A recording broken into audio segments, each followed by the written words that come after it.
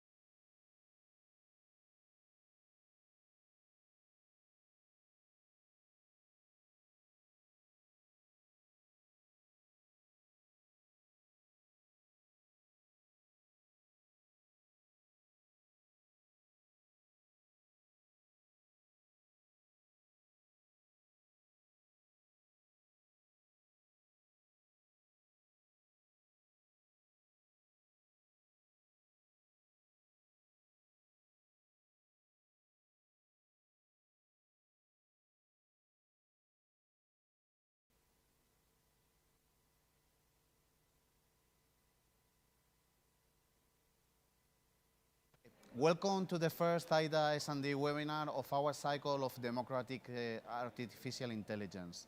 I would like to start thanking you, especially to the speakers. All of them responded very positively to our invitation. Thank you to the group secretariat for the organization of this event, which can be done thanks to their work and commitment. And finally, thank you all for being with us today. This is the first event organized by the Socialists and Democrats Working Group in the Artificial Intelligence Special Committee. the first of a series that we have called Democratic Artificial Intelligence. We want to build up collective thinking and promote debates on what would our model of digitalization be, what types of artificial intelligence systems we want or we need for our society, how to provide citizens with a better understanding of the changes and the challenges we are facing, and which are the regulatory tools that we, as legislators, should consider in order to make a democratic AI. Democratization of artificial intelligence systems are up to all of us, citizens, stakeholders, academy, and regulators, and it's our responsibility to expand the understanding of a culture of AI. For the S&D, we want a democratic AI in Europe, which will be inspired by a humanistic principle. It should fully respect the Charter and thereby respect human dignity, autonomy, and self-determination of the individual, prevent harm, promote fairness, inclusion, and transparency, eliminate biases and discrimination, including as regards minority groups, and respect and comply with the principles of limiting the negative externalities of technology used, of ensuring explainability of technologies, and of guaranteeing that technologies are there to serve people and not to replace or decide for them, with the ultimate aim of increasing every human being's well-being. The democratic AI in Europe must respect ethical principles, our European values and principles, the Charter of Fundamental Rights, and be subject to the legal safeguards. The democratic AI in Europe must be based on principles of non-discrimination, protection of privacy and personal data, transparency, trustworthiness, safety, accessibility, and accountability. The democratic AI in Europe shall be socially fair and environmentally sustainable, and it must contribute to further advancing the European values of freedom, democracy, equality, and solidarity. We want a social responsible AI. Our first event on the Democratic AI series focuses in the AI's technological diversification to counter market concentration. The continuing and ever-increasing corporate concentration and commercialism of the online economy, the market dominance and market concentration of a small number of big tech companies which are developing AI technologies and investing in AI ventures is increasingly becoming a matter of concern. Market concentration, monopoly positions, and excessive share in the market result in unfair competition, which inevitably increases social and economic inequalities and undermines the public interest, as opposed to increased diversification, which would ensure a more transparent and democratic environment in the field of AI.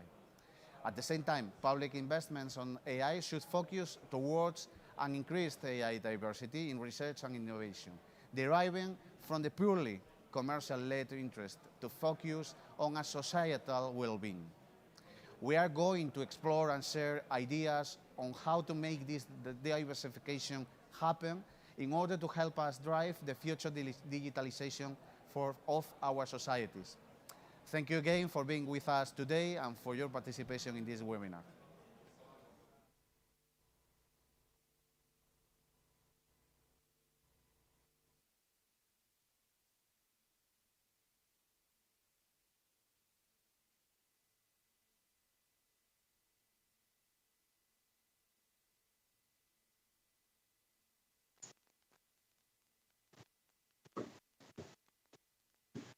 So hello all together, even from my side, welcome to this webinar.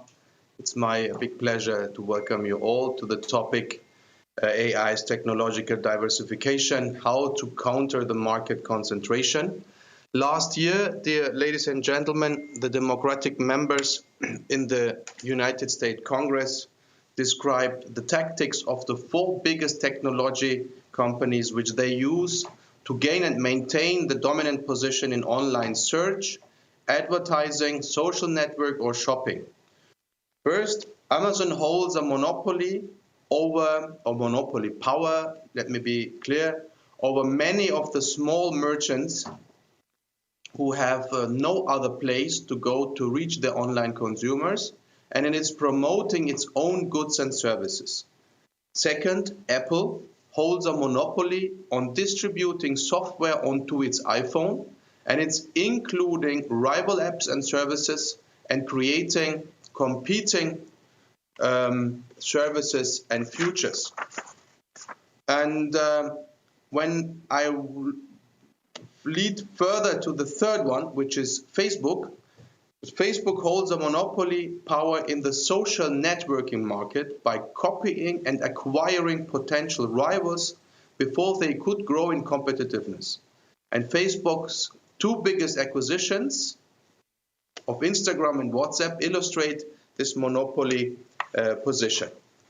All these big companies are also developing AI technologies and investing in AI ventures. A bigger diversification in AI development would ensure a more transparent and democratic environment in the field of artificial intelligence.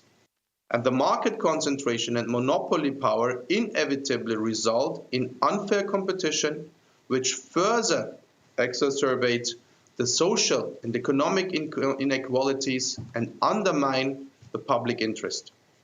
And any future legislation on artificial intelligence must take into account the broader issue of multi-billion capital concentrated in the hands of the few companies, including questions over public funding offered to private companies through various programs which strengthen their monopolies in the digital economy. And based on the Commission's guidelines on AI's ethics and trustworthiness, the artificial intelligence technologies should fulfill 7 requirements, including diversity, non-discrimination, and fairness.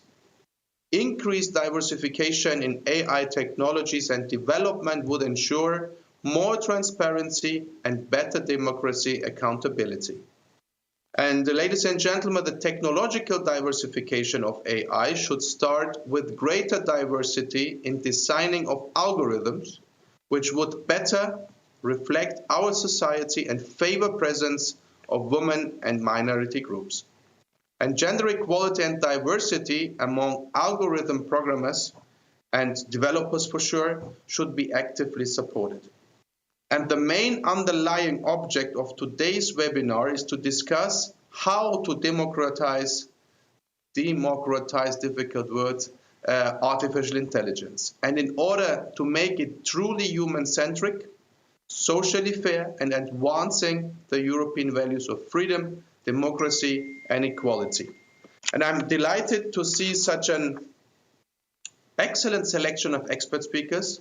And on behalf of the S&D group, I'm looking forward to their input to this crucial debate, which should provide us, the European legislators, with knowledge, new ideas, and food for thought. Thank you for this, and I'm really excited to listen to you. Thank you. Bye-bye.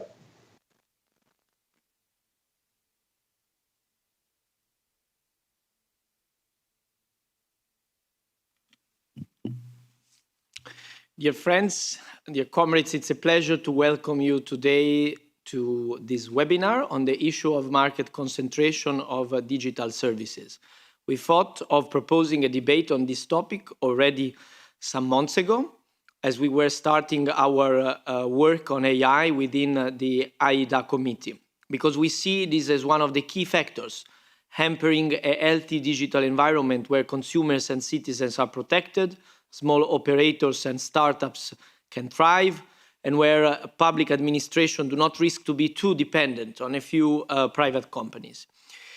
Indeed, this goes beyond competition considerations, as technological dependence is multifaceted and has a number of implications. Think about depending for security purposes on applications and cameras coming from outside of Europe and easily hackable, as we found out thanks to investigative journalists. Think about AI systems at school involving children's privacy and security, an issue we raised in the report on AI in culture and education. Indeed, one issue to consider is also the dependence public administration on AI systems coming from a few big tech companies, as they do not have the competences and resources to develop in-house systems, but rather resort to procurement with risks of focusing more on pricing as selection criterion rather than on robustness, data protection, and so on, or public-private partnerships, therefore with non-proprietary software. These are just some of the reasons to advocate for more diversity and against market concentration. I believe today many will mention the Facebook blackout, which clearly shows the entity of the problem. We will learn if the current initiatives we are working on are enough, what more needs to be done, and how the future could look like if we really manage to create a digital single market where consumers are empowered and where small operators are not prevented from, but rather encouraged to enter tech markets, ensuring compliance with our European values. DMA will play a big role in this, together with the SA. Of course, a lot will depend also on how we tackle data and their controlled access in a democratic way. The Data Governance Act is another step in this direction, although maybe not ambitious enough, and we expect a lot from the Data Act and from the establishment of common European data spaces. The AI Act also foresees some provisions for small operators. We will see if this is enough, as AI development holds intrinsic risks of concentration. But knowing that complying with a stringent set of rules, especially for high-risk systems, should not be disputed, even by small businesses, if we want to uphold the European model for AI. So, as you see, we have a lot to discuss on with excellent speakers, and I'm sure today's debate will enrich our reflections on how to regulate digital and emerging technologies. Thank you very much.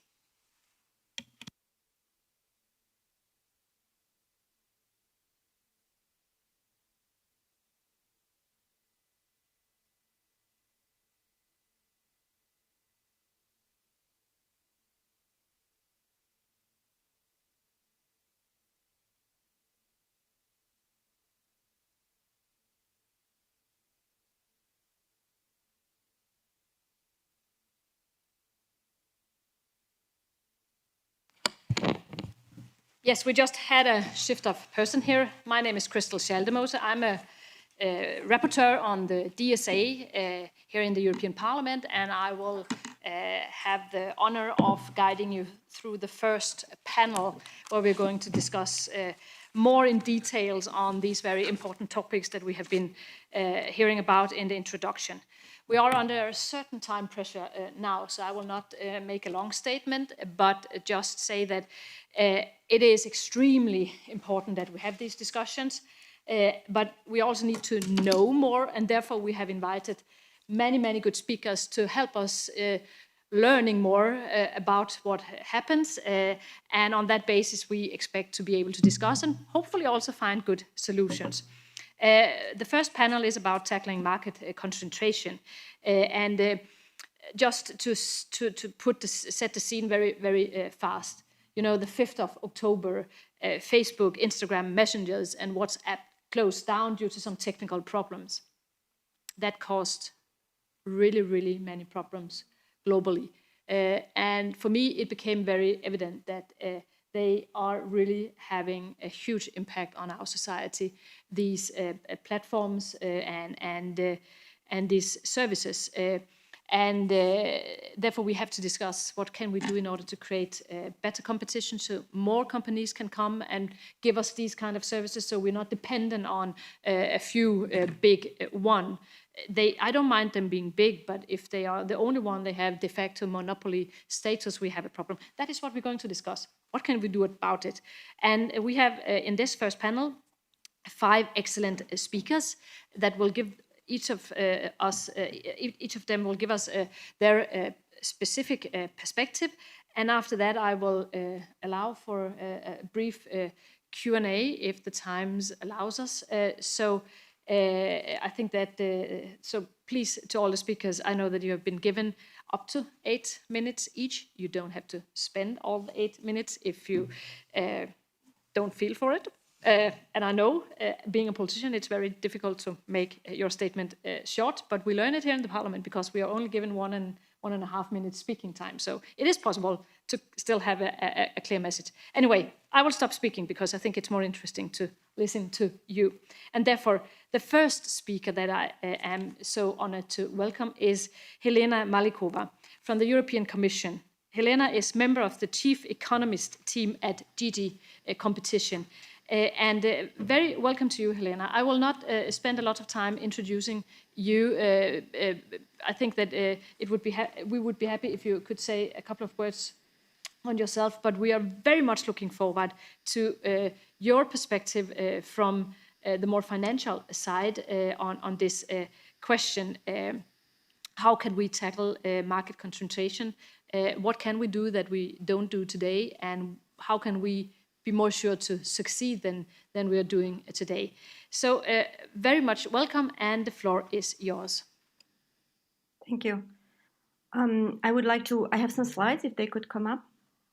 I'll try to be very short, and I'll actually dive directly to the topic, because what I want to discuss today is important. I want to discuss market power and the way we measure market power.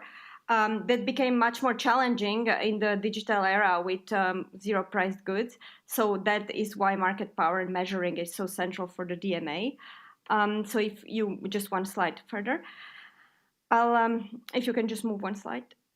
Oh, thank you. I'll go briefly through the history, actually, of the EU antitrust enforcement for this purpose. And you know that we do measure market power in terms of market shares. That's central to the way we conceive market power and the way the DigiComp's ability is there to intervene in the economy.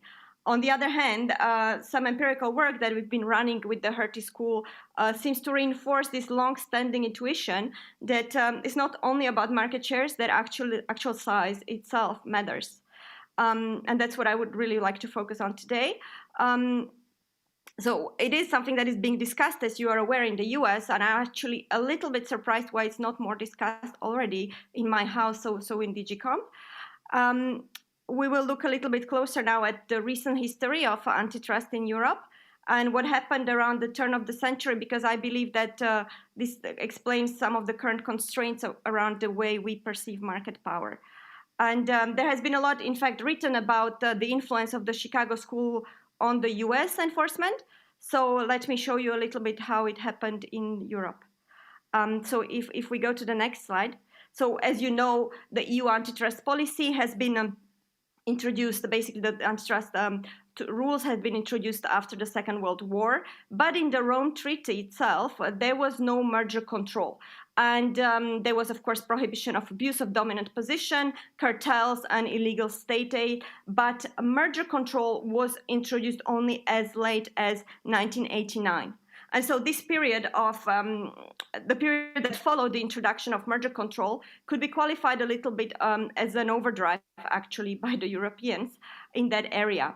So we are late 90s, and there is the financial bubble, a record number of mergers being notified, that coincides with the nomination of Mario Monti, famed enforcer from the internal market portfolio, to the top of the competition portfolio.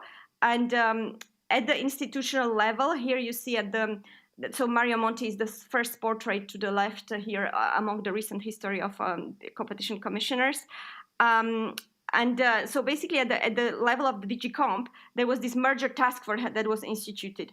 And as an illustration of this activist attitude, if we go to the next slide, and actually the perceived arrogance of this attitude of the bureaucracy, as was described at the time, this is this sign that the merger task force attributed to itself. It's a sheriff badge with a piranha in the middle. So this, if we go again one slide further, so basically this period of activist enforcement in Europe, which was very brief, culminated with this decision in 2001 to prohibit the GE Honeywell merger. So a merger between what is the equivalent of national champions in the US.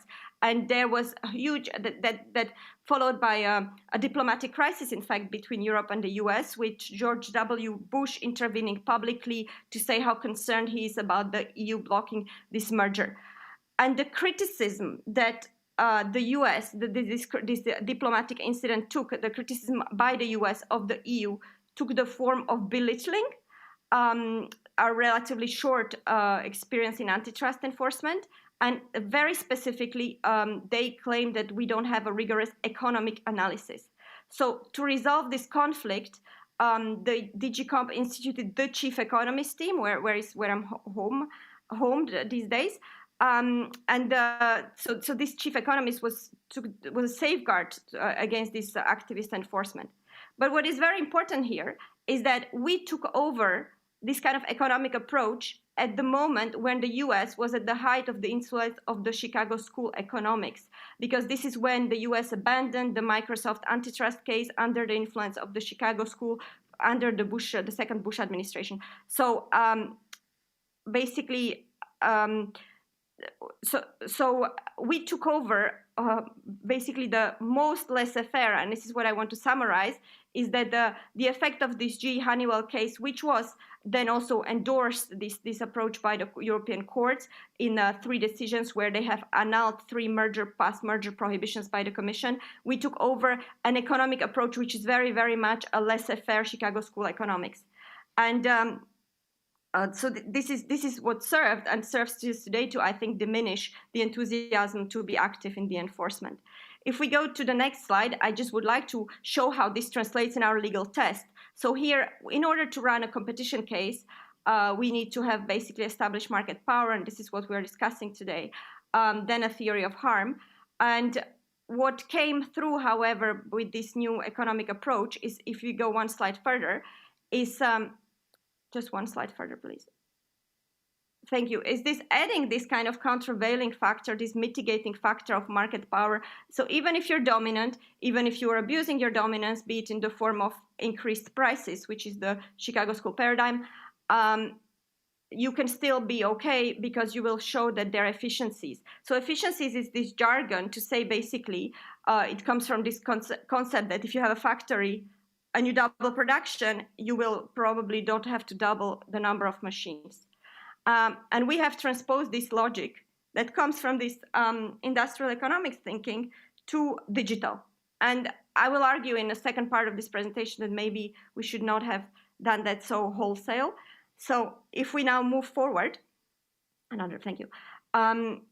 So there is a significant debate about the importance of market power in the antitrust enforcement. And now in this part of the presentation, I would like to go more into the analysis that we did empirically, so from theory to facts. So I will present a few illustrations here. So we can move one slide further. So again, to basically illustrate where we stand, we are here on the dominance, the first step of any action by the competition authorities. So the next slide, this is, thank you. This is basically presenting something we have been looking at HERT, but also it is confirmed by a lot of other economists, which see a correlation between basically profitability and the size of companies. The size of companies measured by market capitalization. Profitability here, being very profitable, is a sign, is an indication of market power. So what we see across critical sectors of the economy is that the bigger you are in terms of your value to the shareholders, the market capitalization, the more market power you seem to have. So this chart basically, if we go further, I'm trying to. So now I'm going to discuss this mitigating factor, the efficiency story that I kind of introduced very briefly. So when you have market power, it seems that when you're big, you have some. Is it mitigated by the fact that you became so efficient? So here, in order to check a little bit this assumption, as I said, we do believe that, and that there is a lot of impact of this efficiency narrative on our enforcement. What we did is we looked at 10 years of merger transactions. So when you become bigger through a merger, do you become more effective? Do you reduce your costs to the benefit of your consumers? And here empirically what we so far analyzed is that a non-digital company, so your standard manufacturing company, will still be indeed announcing that they will reduce these costs and potentially to the benefit, but not necessarily of the consumers. But digital mergers do not even most of the time at all announce any savings of costs. They at best announced what is called revenue synergies. And we have a bit of like red flag because we don't really know what revenue synergies is. So in economics, synergies and efficiency sound good, but revenue synergies could just be very sophisticated language to say we're going to have more market power and we're going to increase prices. So with that in mind, if we go to my last slide, thank you, it's basically this is the test as I described it of a merger case where you have to establish dominance typically in market shares. I would like to argue that if we go, sorry, the very last slide. So one more. Thank you. I would like to compare this to the approach of the DMA, and I would like to say that it's the empirical studies that we have been running, the empirical analysis at Hertie at least, would probably plead in favor of the DMA approach to basically the digital hypercapitalizations, because they do, for the first time, we don't, and they do take into account market capitalization when measuring market power, when deciding who is a gatekeeper, and there is no assumption, there is no upfront assumption of efficiencies. So I will stop here. Thank you so much. Thank you very, very much. Very, very interesting. Can I ask you a very quick question before I go on to the next speaker? I mean, this is very interesting. And you said that now we are doing things with the DMA, looking into the gatekeeper aspects of this as well. But could we have been doing more at an earlier stage to make sure that we could control the big tech giants? I mean, I think you're right that there has been a laissez-faire in the Commission to a certain extent. We have had many chances. I was myself rapporteur on the platform to business regulation in the last mandate, and I fought very much for fairness to be put into that piece of legislation, and the Commission was completely against. They just wanted transparency. So have we missed some opportunities to do more due to this Chicago school laissez-faire policy? Or do you think that we didn't really realize that they would become so big and therefore we are stuck with the situation now?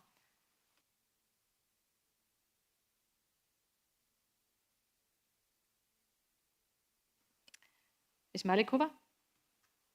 Hello, can you hear me now? Now we can hear you. Thank you. So I just wanted to say that I don't think that the Commission necessarily can do much more because it is eventually a question of the Luxembourg courts. So as long as the Luxembourg courts will be holding DG to the test of the Chicago school, which is de facto, I believe, partially the case today, where the harm to consumers is purely measured in terms of increase in price, that is very difficult to implement in a zero price context. As long as the court will be holding us to that test, we as competition authorities from the Commission from Brussels can't do much. So this is not a question alone on, I mean, if we do something in the legislation, make a better legislation, you still say that it is, we are completely dependent on the courts. I thought that the court had to follow the legislation. If you change the legislation of competition, yes. So that I'm talking about my part of the house. And if the test of what is harm to the consumers is wider, and it does take into account, it does take into as a reference point citizens rather than consumers only, of course you will change that, and you can change that as legislators. But we as enforcers can't change that. No, fair enough. Thank you very much. I already got a couple of extra ideas for DSA, I have to say. So really, really great. Well, the time is flying away because it's so interesting. And I will run directly to the next speaker. And she is with me here in the room, which is a big pleasure for me. And therefore, I'm really happy to welcome Patricia Cires from the European Economic and Social Committee, where you are Vice President of the Employers Group. And I'm looking so much forward to listen to your presentation. Welcome, and the floor is yours. Okay, thank you. Thank you very much for the invitation. It's a pleasure to be physically present here. So, because I'm based in Brussels, so it is a pleasure for me. And thank you so much for the invitation and the initiative to have this debate. And if you don't mind, I will shift to Spanish because I think I can speak in my mother language because I see. So, thank you so much.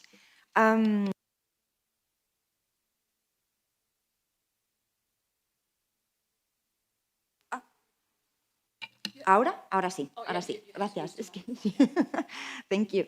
Voy a intentar.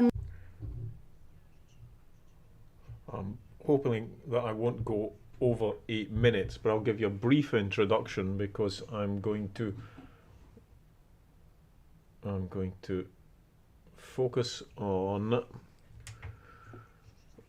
the use of artificial intelligence, then to draw some more general conclusions afterwards. The first thing to take into account is artificial intelligence and the use thereof has practically illimited potential compared to what we have now. So there's going to be huge technological development. We need to take that into account and the innovation that will come with it.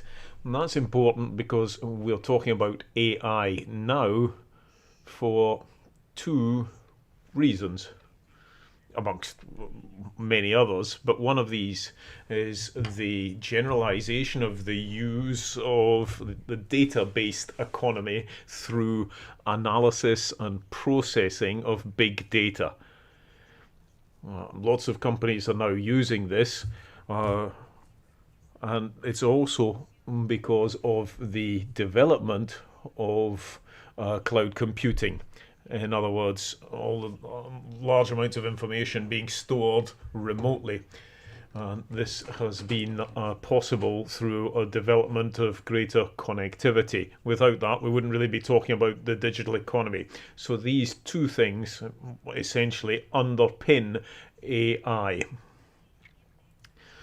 And we also know that amongst the functions that we're talking about for AI, we have the robotization, automatization of processes, the use of algorithms, machine learning, and also conversation interfaces, which is what services companies are developing. Chatbots, essentially, where you can talk to an artificial representative of an airline, for example. But this is just a few of one of the possible developments. A thing to note is there's a great deal of concentration on the market. Level of penetration is quite low. A recent Spanish study based on Eurostat data shows that the average rate of inclusion for AI in Spanish companies is 6 or 7%. So there's an awful lot to be done yet before companies can be said to be really drawing on the advantages offered by this technology. And this is where we need to be careful. This, in the Economic and Social Committee, in the employers group, we have had a study carried out, and we presented the conclusions of that a few months ago in June about the use of AI in SMEs and micro companies. In other words, what are the obstacles and what might be the possible solutions that we could look at in order to promote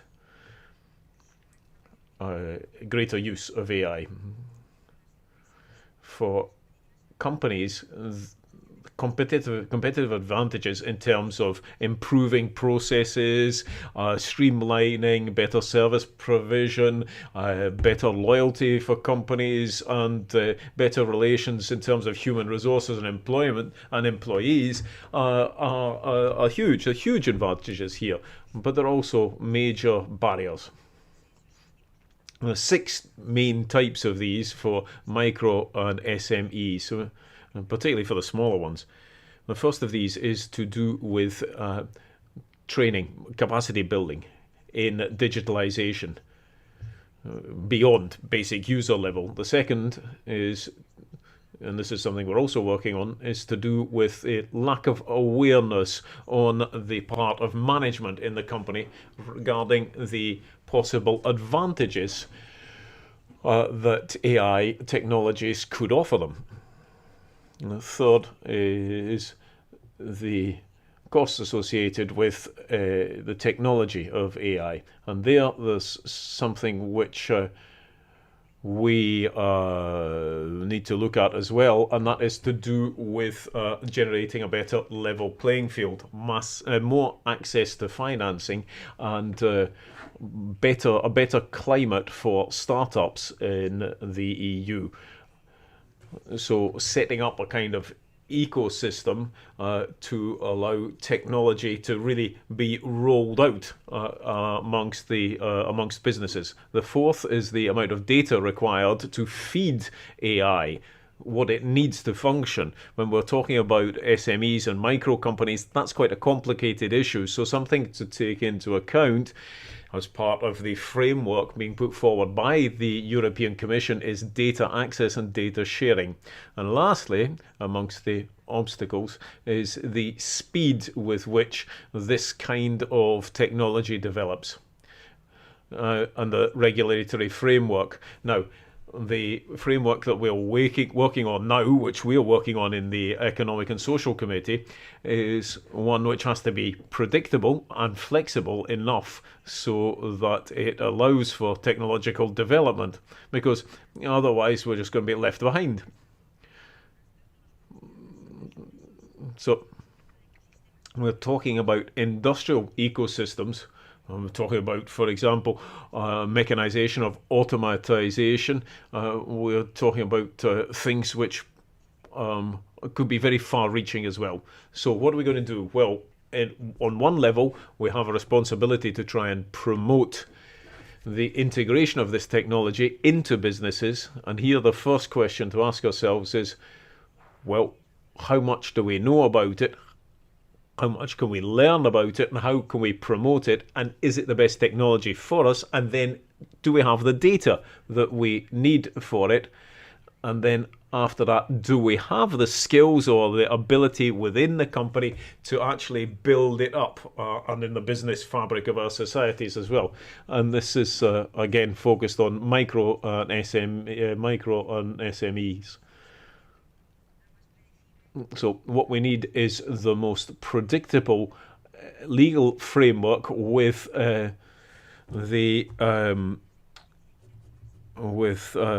right kind of conditions to favour competitiveness, to allow new entrants into the market with the fairest competition levels or fairest levels of competition as possible. We also need to increase training and education on digital skills. This is going to be crucial for all sectors, from public administration to companies themselves. And thirdly, we need to reduce fragmentation in the EU internal market. We need to work on integrating the integration into the internal market, because it's the basis for our competitiveness vis-a-vis the United States and China. So those are our views, and I've put them to you as food for thought. And of course, at the same time, we have our European values, and those are things that we absolutely support. I think we all support those, but we need competitive companies which can work well in the European market, because that will generate more employment and offer better products and services for our customers, which I think is what we all want. Thank you. Thank you very, very much. This was extremely useful for our work. It's good to know how small and medium-sized companies are thinking in terms of AI and where the barriers are, but also opportunities, because we need also to remember that there are some benefits with using AI.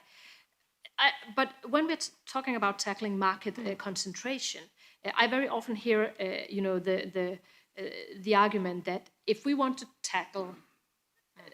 try to regulate the big companies in order to make sure that we have a more fair competition and, market dominance should not be too big, then I very often get the argument back, if I do that too much, I compromise, the small and medium-sized companies' ability to compete, because innovation will be hampered if we have too much regulation and things like that. What is your opinion on that? Is it true that if we regulate too much, the big ones, it has a negative impact on the smaller ones as well? This one, yes. The thing is to have the smarter regulation possible in the European Union. Why? Because the small and medium companies, micro, small, and also medium companies relies on these big technologies just to put their products on the market. This is a reality. And at the same time, we have to make sure that more and more companies, and that's why it's so important to create the framework conditions for the European startup ecosystem, in the sense that more companies are able to offer the same services. But if you look at the market, at the way you can reach out millions or billions of clients, do you have Facebook? Do you have all these companies? So we don't have to deny or to demonize any company. Well, we have to make sure that the behavior in the market is transparent, is open, and favors the interests of new players. And these new players can play the game in the same condition, as much as possible, in the same condition as the previous one. So that's the virtuous circle. But of course, you have to bear in mind that we are talking about ecosystem on this. Thank you. Thanks a lot. Yeah, I know it's complicated and we need to find the right balances, but sometimes, you know, when we're talking about banks, we always talk about making sure that they are not too big to fail, because that's not good.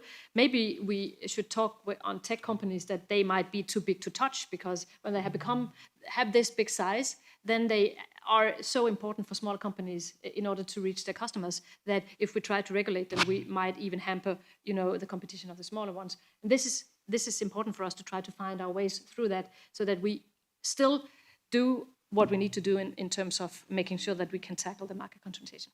Thank you very, very much, Patricia. It was a pleasure having you here.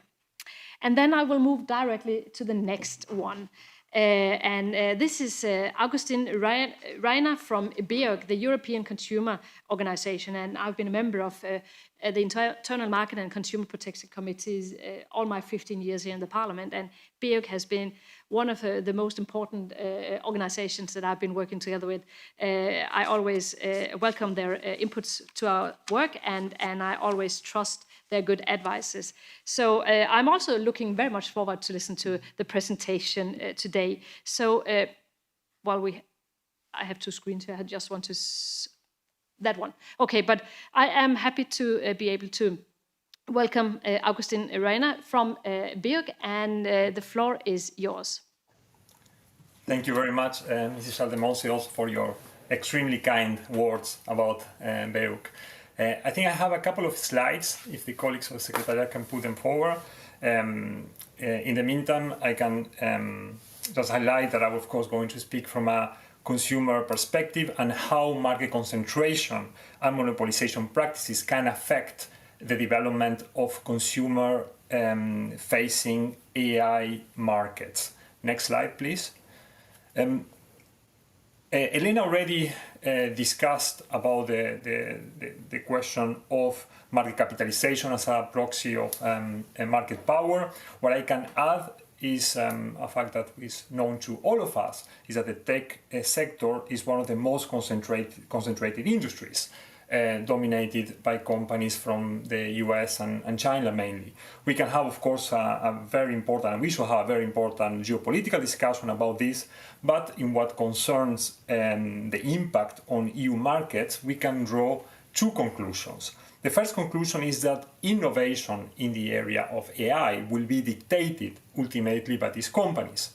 And the second conclusion is the great dependency of different players active in this sector, both at the level of software as well as hardware. Next slide, please.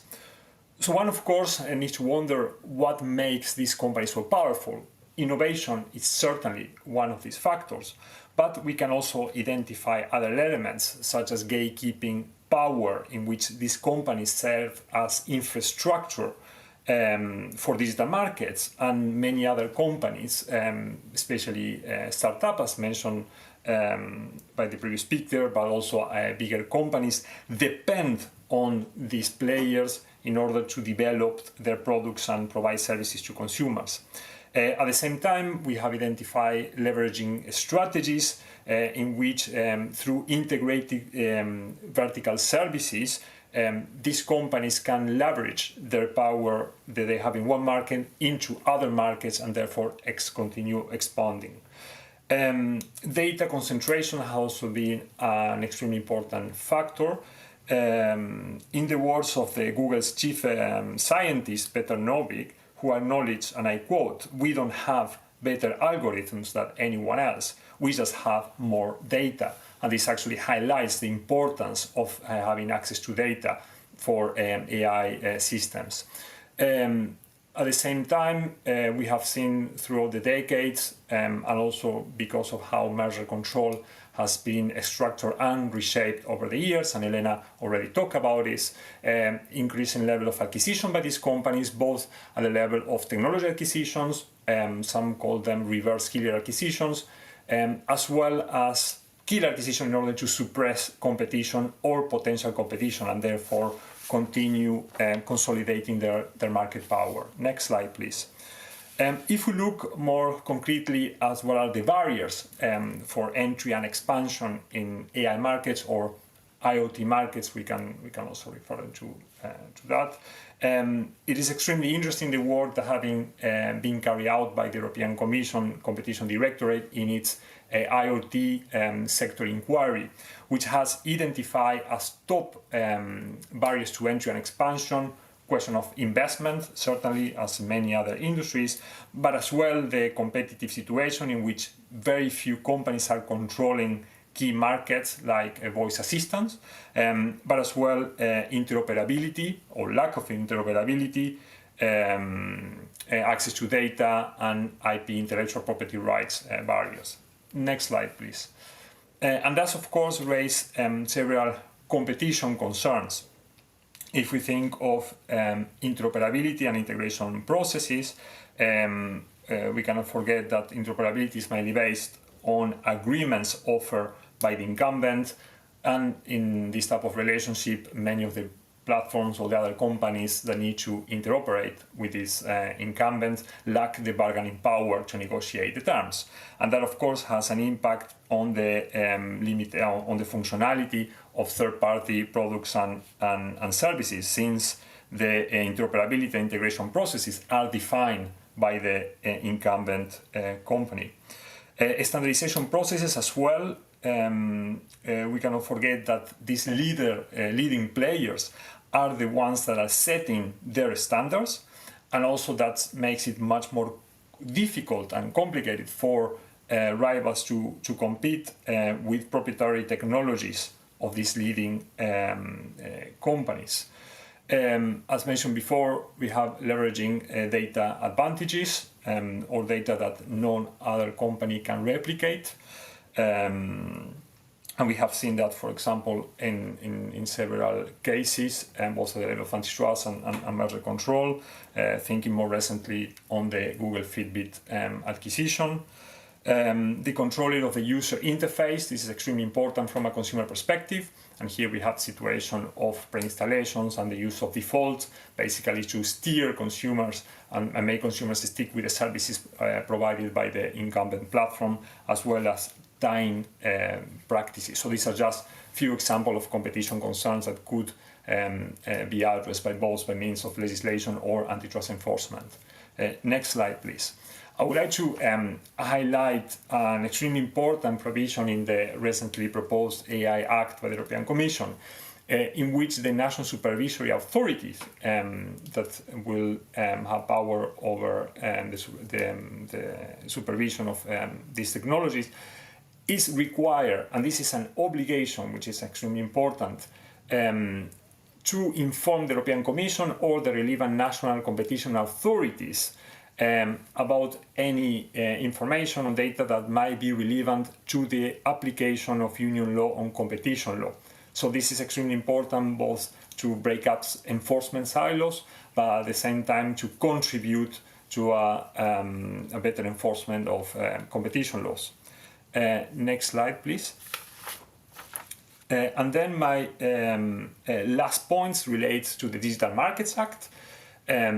Here, as you all know very well, we're talking about asymmetric legislation to target gatekeeping power. It follows a different approach to competition law, and we would like to stress that here we are in the field of regulation. This is not competition law, even if they might share similar objectives.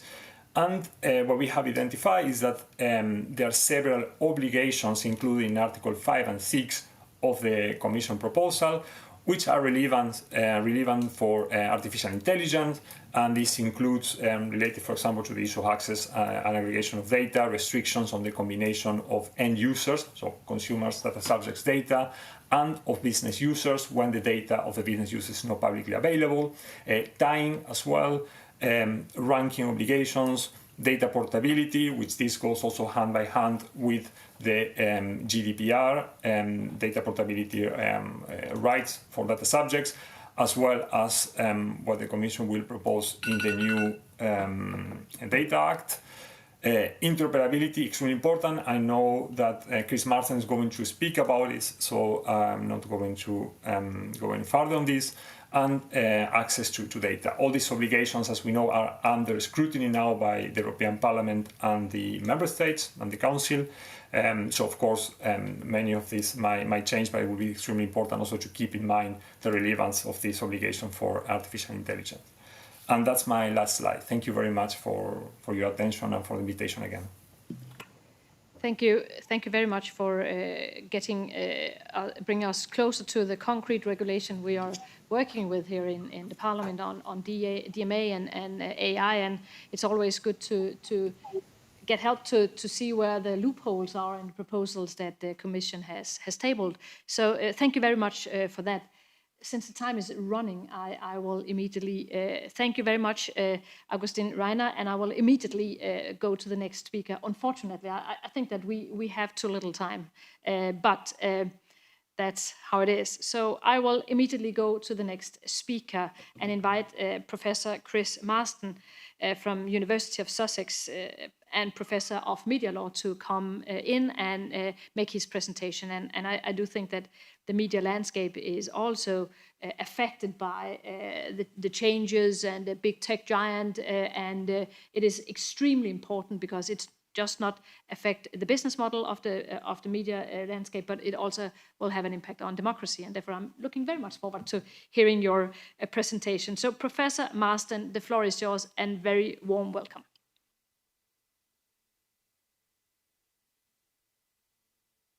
Mr. Marsden, you may click on the speak button. If that is not possible, please change to a different browser. Thank you.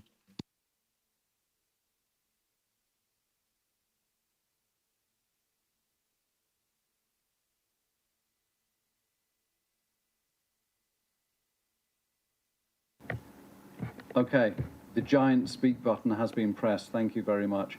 And thank you for the invitation. Can we have the first slide, please? And there's a slide presentation there. Great. So Agustin actually trailed this, and again, thank you for the invitation. I'm going to talk about interoperability, and it's really because of a very long and rather tragic history that we have in competition law in Europe of taking 10, 15 years to actually solve some of the problems that we've had. We have already had mention of the Microsoft saga, which in the end ran on for yes, almost 15 years. I'm going to talk about interoperability as a potential way of dealing with solving some of these problems. A lot of the proposals we've heard so far have actually been about actually understanding the nature of the problem and some of the ingredients in the problem. I'm going to try and talk about some of the solutions. A lot of the work that I'm doing here is built on work that I've done with Professor Ian Brown, who some of you will know, a computer scientist who's worked on this issue and also many other issues with me across the years. And so I'll talk about that. Next slide, please. So regulating code is actually the kind of the masterwork that Ian and I have been engaged in, and we're particularly interested in artificial intelligence because of the risks that, as the chair said, it poses to some of the democratic processes that we have. And so we've done a lot of work on election cybersecurity and political disinformation. I'm speaking to you, of course, from the University of Sussex, which is just outside Brighton, which is, I hope, the most European of English cities. And of course, we've recently had the experience with Brexit and with other things. So we produced some reports for the European Parliament in 2019. That was with Tricia Meyer from the Free University of Brussels, and also for the Commonwealth, which encompasses nations including India and Pakistan and South Africa and many other democracies with very large scale processes and very large scale problems with the uses of online political advertising. And that's a summary of our arguments for you to go to afterwards. Next slide, please. I should say that the work I'm doing is now contained within the research node for the UK on AI research called Trusted Autonomous Systems, and I work within the governance and regulation pillar, again looking particularly at the future of AI regulation, and we're focusing, even though we may have left the European Union, very much on the Artificial Intelligence Act and its enforcement.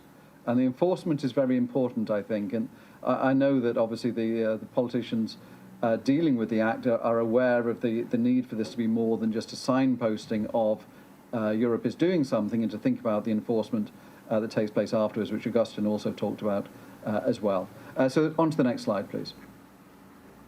The worry, of course, is that we're moving into a world where we're accepting the use of technologies in our day-to-day life, which we would never have accepted had they been imposed on us from above.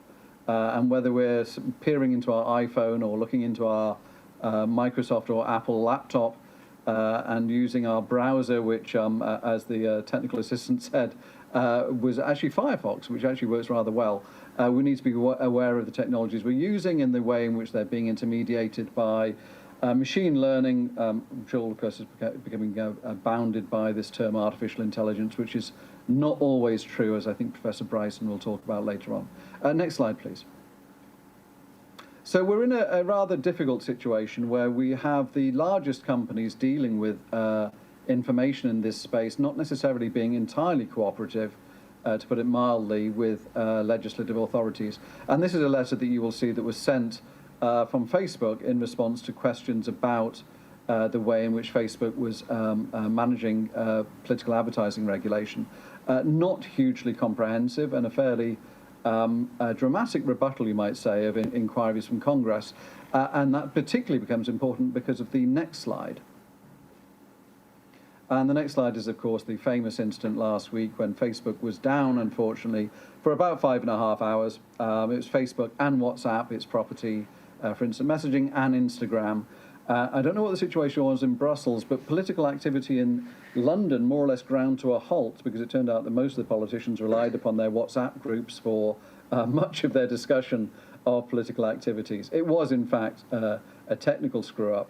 But it's worth saying that the technical screw-up would have been much less bad had we had interoperability between the Facebook properties and other apps. I'm not saying that the other apps necessarily would want to interoperate with them, but it would have at least provided people with an alternative platform.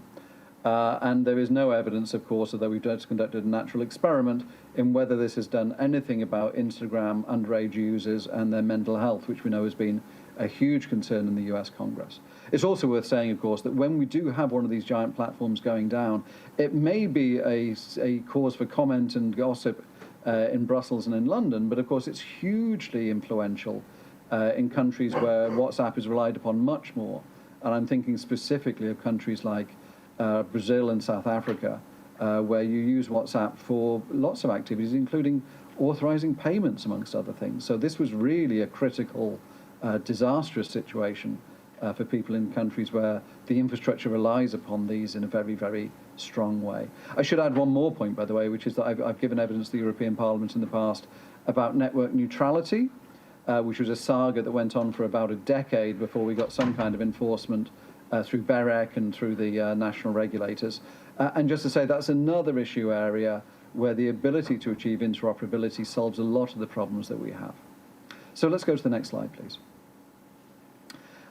In very simple terms, I know that Professor Bryson won't agree with me on this, and it's a shame we're not on the same panel, because we could have had, I think, probably quite a spirited debate. What do we need? Well, interoperability in very crude terms could look like email. It fixes Facebook down because it means that you can communicate using other platforms. It gives you interoperability, and not just interoperability with Instagram and WhatsApp. Mark Zuckerberg already has plans for interoperability between the messaging services on Facebook Messenger, on Instagram, and on WhatsApp. And why not allow it to be done by everybody else as well? It's not something that, as I say, all apps would want. I know, I for instance, am a Signal user. I know Signal would not want to interoperate necessarily with these platforms. It would claim that its security protocols are much more effective than theirs are. But why not allow you to interoperate with Google, with FaceTime, with LinkedIn and Skype? And I realize I'm mentioning properties here which are, of course, belonging to the other GAFAM players. and I could also throw Amazon in there as well. It would help them to interoperate with each other. It would help the rest of us to possibly arrive at an alternative platform that we might find even more effective, if that's our wish. And so it is a way that we could actually achieve consumers switching across from these dominant platforms, as well, of course, as within these dominant platforms. I'm not going to say it's a silver bullet or some kind of magic solution, because interoperability only offers an opportunity for markets to change. It doesn't offer necessarily any kind of guarantee of that. And again, recalling the Microsoft saga, the outcome of the Microsoft saga to some extent was the fact that, of course, Google Chrome replaces Edge as the dominant browser, and that may not have been what we might have predicted would happen at the beginning of the saga. So let's go to the next slide, please. Yeah, I would go through the details of the AI Act, but they're very familiar, I'm sure, to the chair and to others. So just to say that I will flag up this paper from the Open Knowledge Foundation, OFA paper, Interoperability as a Tool for Competition Regulation. It's written by Professor Ian Brown.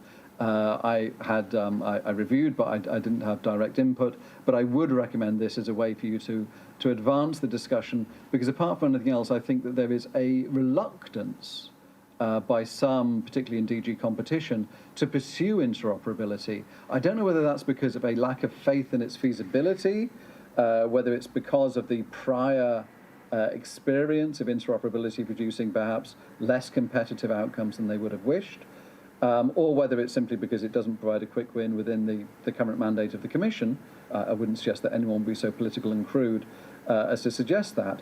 But I think that it really is a remedy that we should look at, and a remedy which is much more effective than any amount of monetary fines, and also a remedy which, if we write it into in particular into the Digital Markets Act, we do actually start to achieve solutions to the problems that are identified by other speakers in a way that doesn't rely upon a 10 or 15-year competition law saga, which will take us into the 2030s. I think the chair would agree we don't want to wait until the 2030s to get some kind of movement on having a pro-competitive remedy in this situation. So there we are. I hope that was helpful. And apologies for the radio silence at the beginning. Thank you very much, Professor Marsden, and no worries, we got your message, and I have to say to you that I completely agree. We will not wait until 2030. Maybe I can, show some signs of optimism when it comes to interoperability, because we are already working with that here in the European Parliament in both DSA and DMA. And there is a huge interest and a huge support in EP for making it obligatory to have this interoperability between the services. I like your universal SOME address and things like that. So I think that will come from the European Parliament's position in these two pieces of legislation. And then I hope that we will be able to convince the Council. That might be a little bit more tricky. On the other hand, I think we should not accept anything less than interoperability in the future. The second thing you're touching upon is enforcement. I completely agree. We really need to do something. We have a focus on it, I have to say, even though it's difficult. There is a tendency that we say, well, enforcement, we come up with a lot of demands, but then the Council and the Member States say, well, it's their territory, it's up to them, and we should not really touch upon it, and they decide, how it works. But we have a focus on it, and that's because we know that if we don't solve that at the same time, it doesn't matter. So thank you very much for your many, many, many good comments. And I really liked your Huxley quote, and I will use that myself. I really like that. We are, at least to a certain extent, moving in that direction. Thank you so much. It was really a pleasure. And then I will move directly to the last speaker on my list. That is, I just have to close my phone here. And that is Isabella Sherman from ETUC. It's always important for us here in our group to have the social partners on board when we talk about these questions and how we regulate things that will have an impact on the working force and on the society in general. And therefore, it's a huge pleasure for me to invite Isabella Sherman to take the floor and present the point of view from ETUC. You are the Confederal Secretary, so I always tend to forget people's title, but now I got it with you. Please, Isabel, welcome very much, and the floor is yours. Thank you very much, President. Thank you, Crystal, and very happy to be with you today. I think it's very important, and I will not reinvent the wheel, not repeat what some of the colleagues before me have said, but I would like to make certain points that have been forgotten still in the discussion so far. Of course, it's about technology neutrality, and I think this is one very important aspect. It has been developed around the issue of interoperability in terms of the access to data, in terms of the access to digital services. Cybersecurity has not been mentioned. I think this is also another dimension we have to take on board. The second is, of course, to secure that we are moving towards preventing unfair competitions. And I think this is, of course, what we've been seeing so far is that competition has led to the increase of inequalities, in particular to access. And I think my colleague from the consumer organizations has quite well developed the issue of those inequality, and I think we can also speak about the loss of control of those businesses that are using what I call the new gold, which is data. And I think it all boils down indeed to the issue of data. And this is the reasons why it is very important that we look into the review of competition policies, and it is something which is ongoing, not just for the sake of reviewing those competition policy measures, but also, and in particular, because it is very important that competition policy does not develop in a silo. And here, of course, it has to take on board the impact of the decisions of such policies on other policy areas.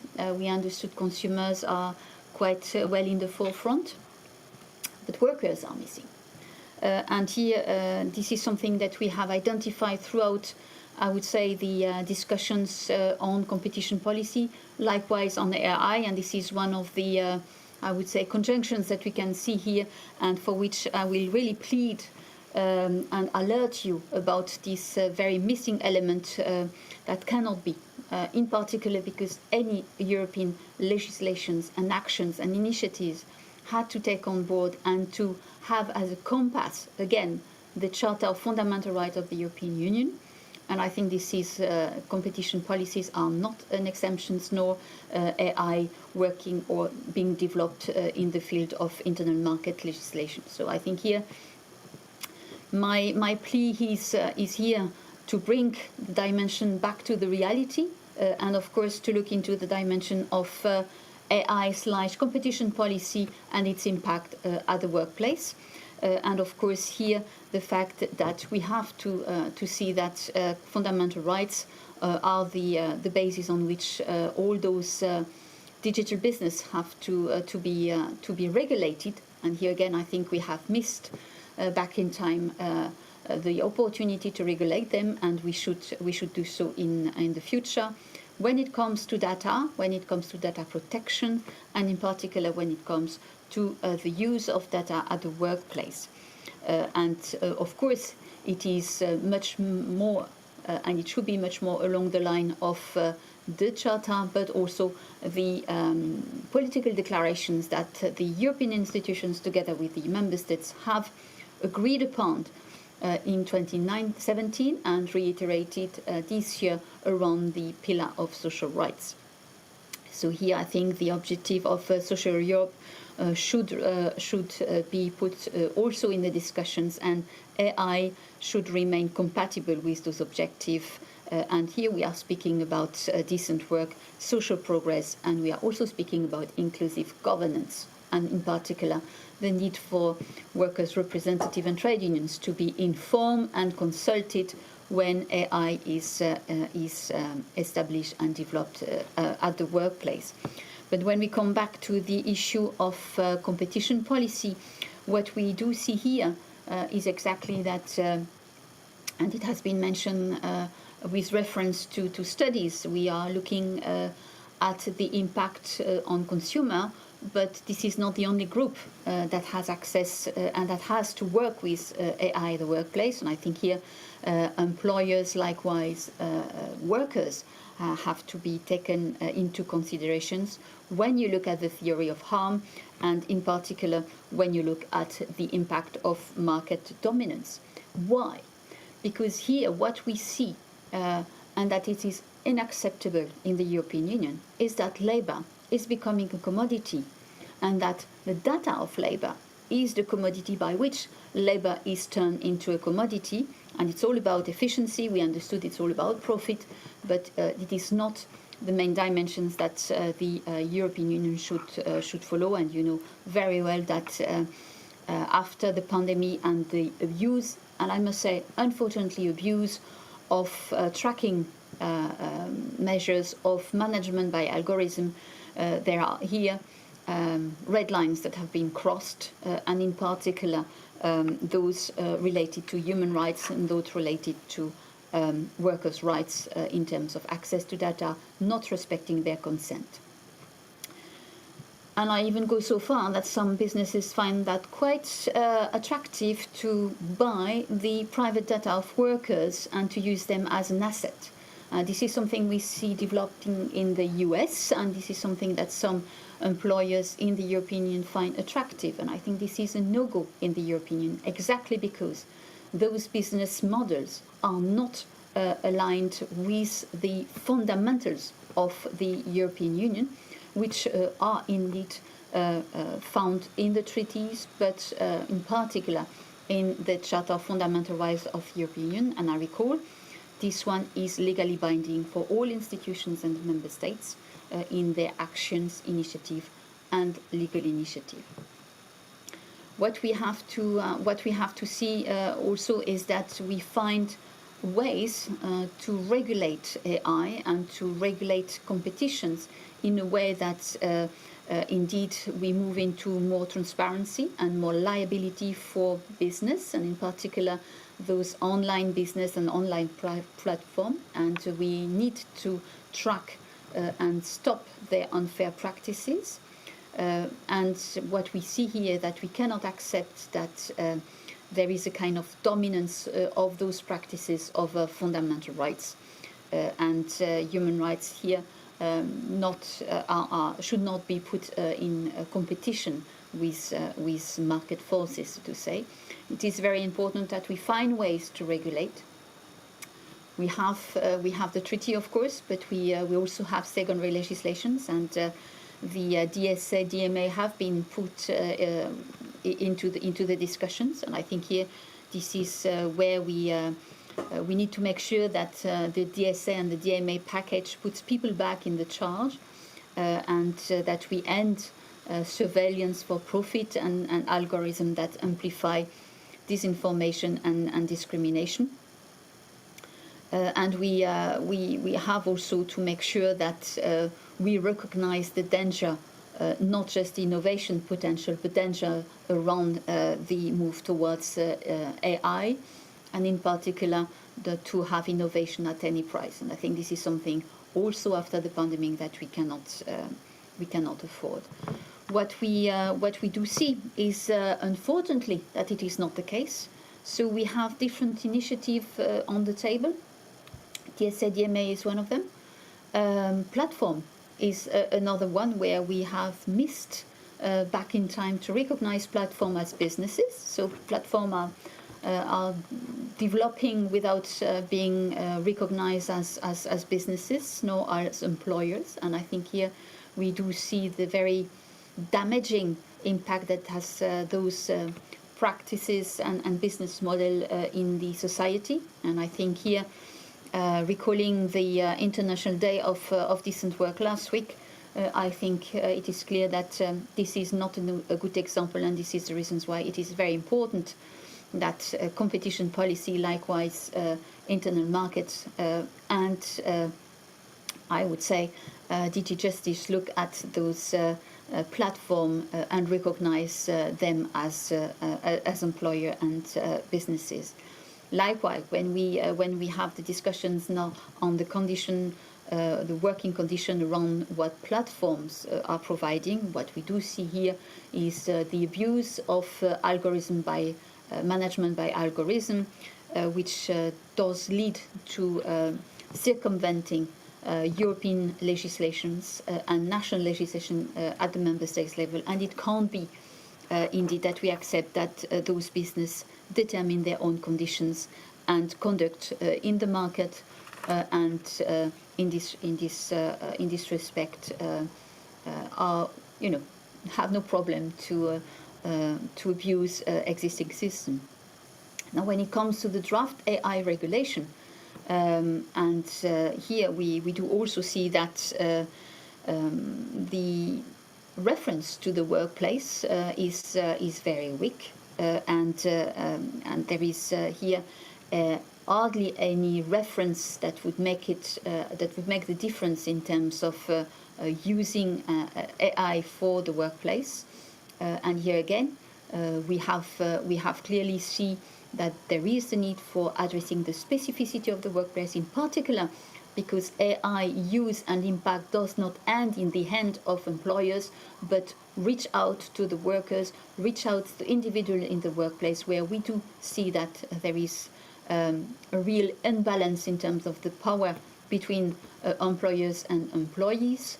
And it is also very important for us that indeed here, when it comes to the workplace, reference is made to an inclusive governance whereby workers, representative and trade unions are informed and consulted and participate to these decision processes, so that we first of all respect EU legislation in terms of workers' participations. Second, that we make sure that those human rights, including trade union rights, are respected, and that we make also these innovations deliver for all and not just for some big business out there, delivered for all, so that at the end the very important, crucial and inevitable digital transformations delivers for all, and also is give an empowerment to the workers indeed to move on with these transformations. Thank you. Thank you very, very much, Isabella Sherman. Yes, it's true that we need always to make sure that we first and foremost comply with the EU regulation. Therefore, there is a responsibility to bring in workers and social partners in what we do when we work with these questions. And I do also believe that for the companies it is beneficial for them that they bring the perspectives of the workers in. Having said that, I also think that we need to, maybe also consider the benefits, the upside of using new technology. Don't misunderstand me. I agree with you to a very large extent on all the difficulties and problems and issues we already have on the table today and see. But don't you also see some good sides? The trade unions in my country, Denmark, they tend to be very, very keen on digitalization. They want to use AI more because they believe that that's the way to keep the companies in Denmark. And if I could transform it into a European context, that they see it as a way to keep companies in Europe instead of moving them to another part of the world where they produce. So is there, in your opinion, a way to make sure that we see both the negative, of course, and focus on that and make sure that we have good legislation and use the one we have, but also remember the positive side of the new technology? Or am I too positive in your opinion?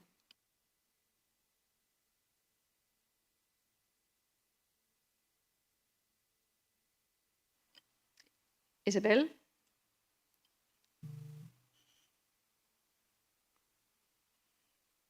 We want to pay, but of course we want to have Isabel, we didn't really hear you. There was some kind of didn't push the button. Okay.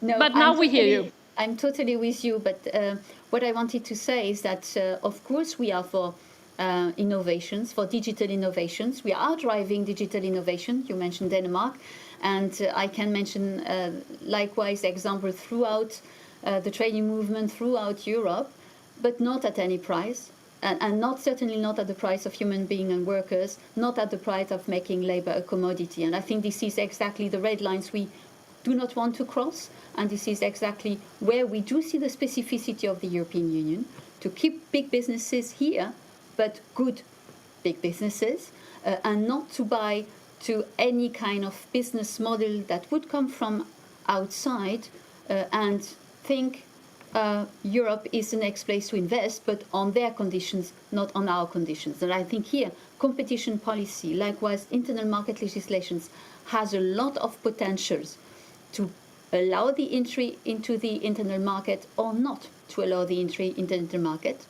and to allow it on the basis of our values, not on the basis of the lowest price for leading to slavery. So this is also what we see in certain sectors. So yes, innovations, yes, digital innovations that should deliver for all, not just for big businesses, on the condition of the European Union values and principles. Thank you so much. And of course, I agree that we have seen some misuse, or maybe even to a large extent misuse of workers, and we really need to be aware of that and do something to prevent that. And at the same time, also use the good opportunities and the flexibilities and new options that the digitalization delivers for us. Colleagues and speakers, thank you so much for attending this first panel on how we tackle the market concentration. It has been inspiring for me, and I got a lot of new ideas, even though I have been working with this for some time. So I really appreciate it, and I know that the colleagues who listened in see it in the same way. So we really appreciate your presence here today and your presentations. A big thanks from my side. And also here, I will thank all the participants from my side, and I will step down and invite the next moderator for the next panel to take the podium. Thank you, and enjoy the rest of the seminar.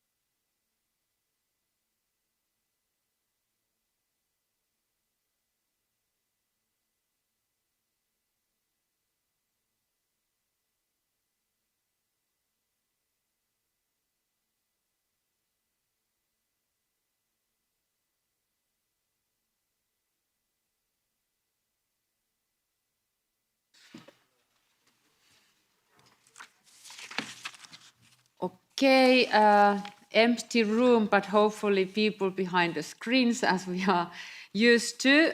My name is Mia-Petra Kumpula-Natri, member of the European Parliament here from Finland, but now I arrived in Brussels, and I'm very happy to chair this part of the seminar. So panel 2, promoting technological diversification. So the topic introduction. It's increasingly clear that the current state of affairs in the digital economy is not sustainable. A new wave of the technology is centered on openness and decentralization, collectively referred to as the Web 3.0, might be showing a way forward. The EU single market is at its best when there is a diversity of companies competing for the customers. This is not how our tech platforms look today. The question we all should be asking ourselves is that we cannot promote innovation and diversification in this sector. In the Data Governance Act, we aim at setting up the new European way of data governance in order to facilitate data sharing across the sectors and member states, which would provide control to citizens and trust to companies, also SMEs. We also insist to have a reference to common European data spaces to create linkages to data strategy in a report and establish a clear rules to open and fair data economy.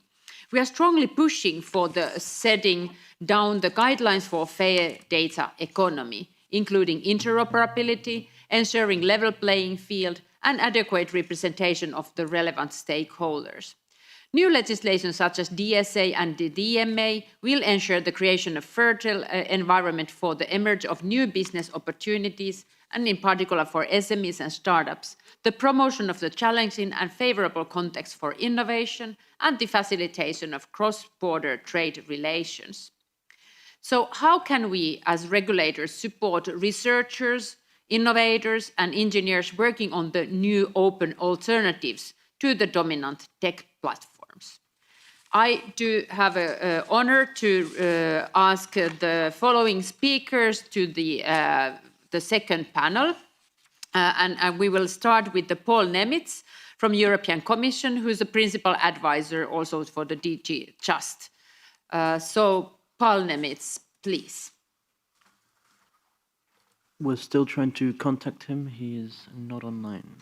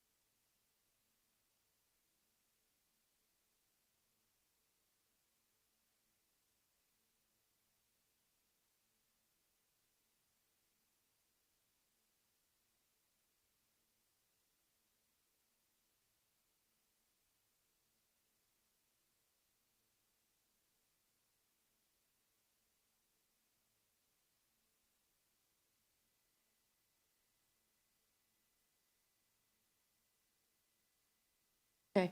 Yes, it seems there are some technical challenges with Paul Nemitz to be connected, so we can move to the next speaker and have Paul's intervention later, I hope. So next on the list is Manuel G. Pedia, a Spanish Ministry of Universities, and she's a professor at the University of Zaragoza. Please, if we get Manuel online, and I see already the presentation is there. Manuel, do we have a contact?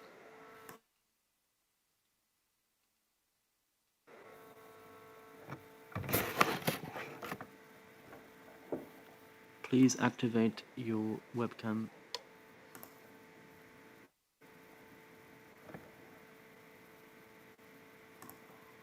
We can see and hear you. Now it looks good. Yeah, hello? Yes, we do hear you. Please, Mr. Bedia. Thank you. My presentation is ready? Yes. Yes? Okay. Thank you. Well, thank you for the invitation. I'm very grateful to have been invited and to speak about thematic diversity in current artificial intelligence. It has been explained to me that I may give my presentation in my mother tongue, so I'm switching the language and I will explain my ideas in Spanish, if you don't mind. El tema.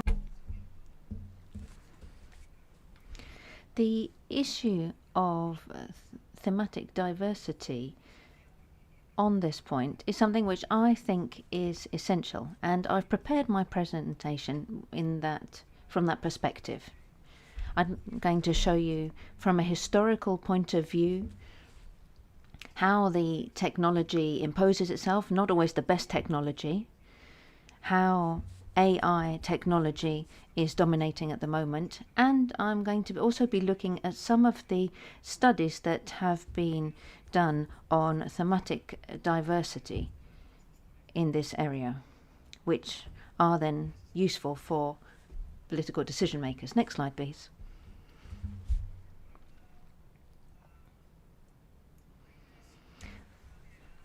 Well, the idea here is to give you some background about the different models of change. A lot of this has to do with the technological changes that have taken place.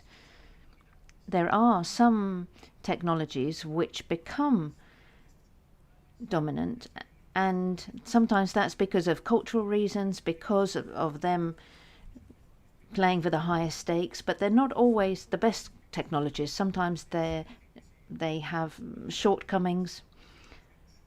Other times they're technologies which become very popular and then manage to maintain their position. As we've seen then, there are many technological trajectories which are possible, and we can go through the history of each of these, but it's not always the most advanced technology that is adopted. In the history of artificial intelligence, there was machine learning and then deep learning, which was a way of then looking through huge data sets. What are the features then of artificial intelligence at the moment? Well, it needs huge data sets in enormous quantities. They don't always have to be specific to a particular field, but there need to be images, video, audio, text, and they don't necessarily have to be structured. Sometimes these learning tools can actually forget what they've learnt.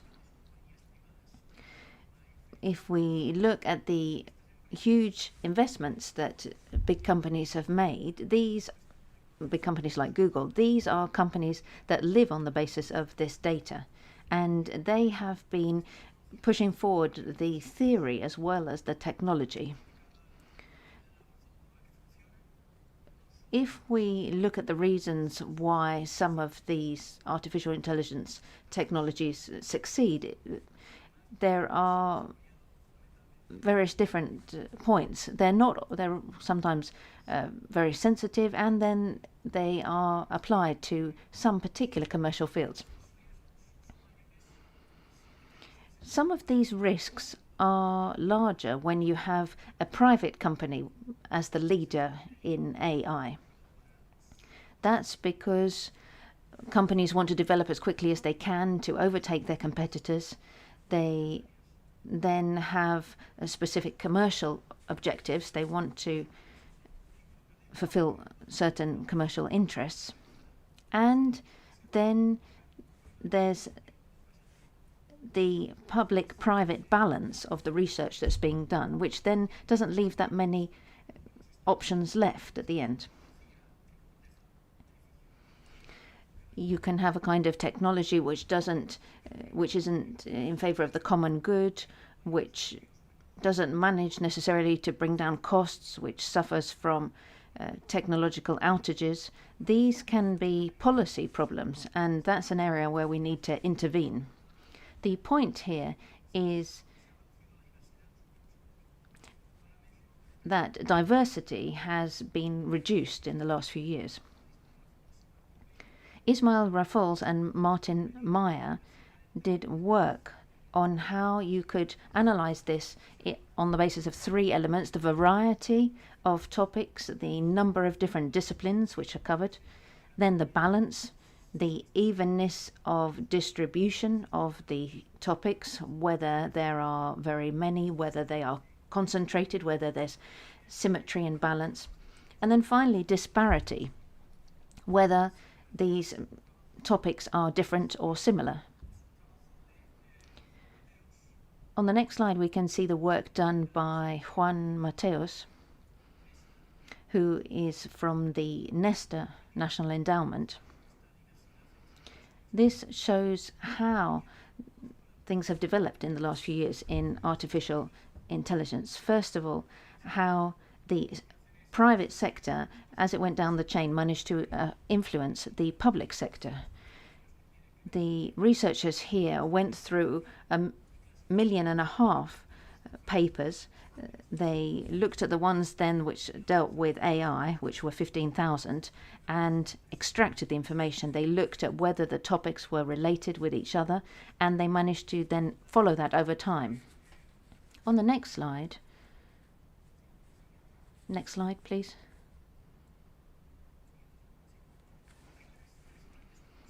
There are three major conclusions in this work which are highly relevant. First of all, how has diversity evolved in recent times? We have seen a huge increase in the number of scientific contributions. And here we're not just talking about databases and collections of papers, but we're talking about data on an industrial scale. There are very important measurements as well. 90% of all of the works on AI in the database were produced in 2018, so there was an exponential growth there. This expansion, though, has shown us that as time has gone by, the number of topics carried has actually narrowed. There's computer vision, learning, language. Then when we look at the thematic diversity of AI research, it's either stayed the same or recently declined. This is not what we would expect, because usually when an area grows, then you would increase expectations, and that would lead to more diversity.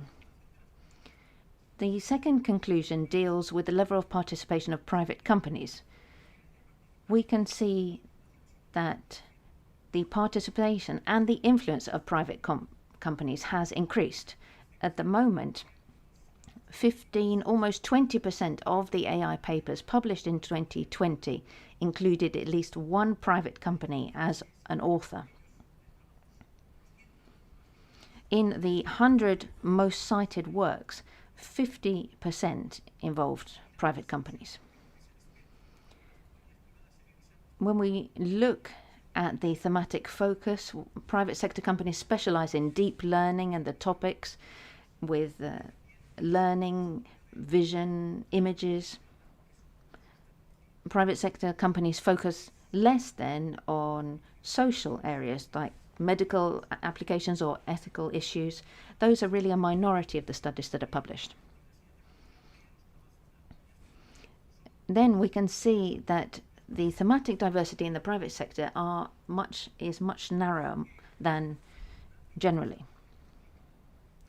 The third conclusion looks at the public sector part of research, and how has that worked together with industry? The private sector has tried to get as many researchers in from the public sector as it could. Many of these AI companies work together with top universities. We can also see that the academic agenda has also changed in line with what industry wants. Not only are we seeing a decrease in diversity because industry has a lot of weight and has much more focused interests, but academia has also had a narrower focus in its public agenda. Smaller institutions, those that don't work together as much with industry, are managing overall to keep their level of diversity in research because they really want to be at the cutting edge of research. Well, why should we care about preserving diversity? Is this a problem? Do we really have to focus on diversity? Is this something that's good for the public? In terms of the benefits, studies in the past have shown that diversity is more important than excellence. When you create an environment where you can invest and support diverse ideas, and that's for several reasons. It's important to have a portfolio. The broader your portfolio is, the less vulnerability you have.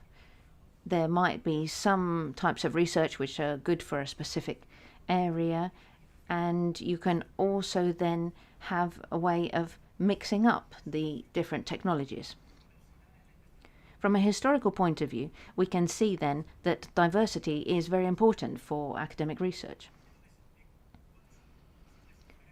What possible suggestions can we give then to policymakers, since we've seen that it is important to increase diversity in AI research?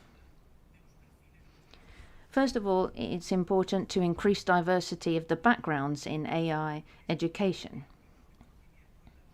to have more of a focus on AI in education itself and cognitive research. Then it's important to develop relationships between different countries, focusing on other types of diversity, such as gender, and as well as thematic diversity. It's important to ensure that not all of the talent goes to private companies, that academic researchers have sufficient computational resources to do their work independently. Funding strategies need to help diversify ideas.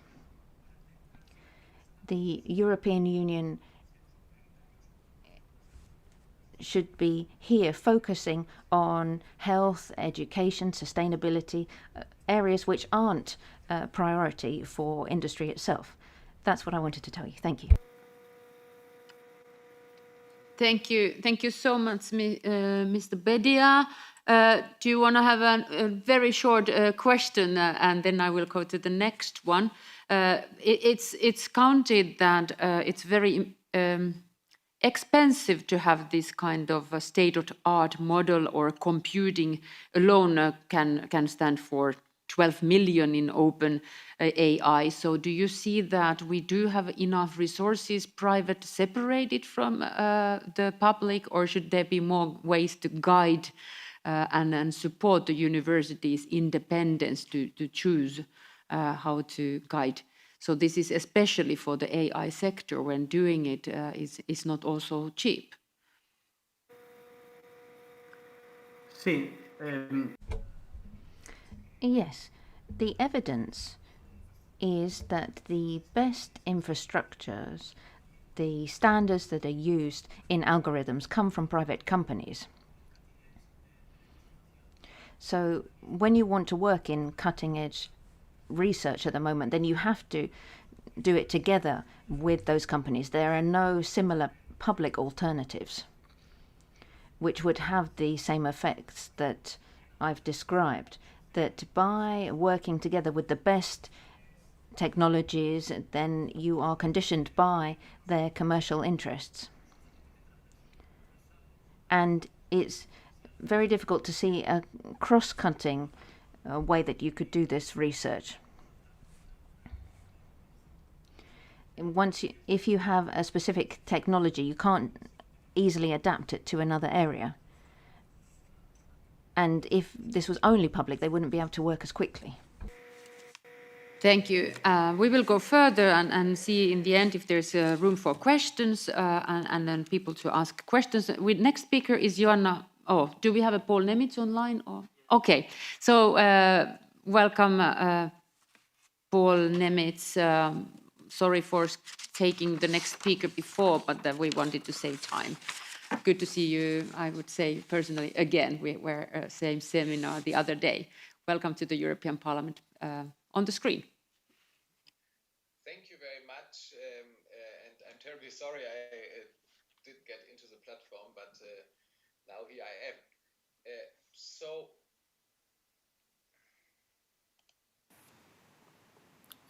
I hope you hear me now. Now it's very good.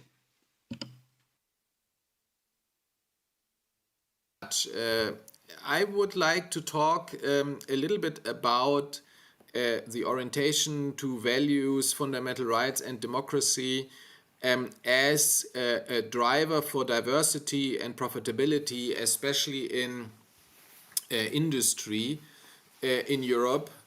And as to the question whether we can spread innovation across Europe rather than concentrating it.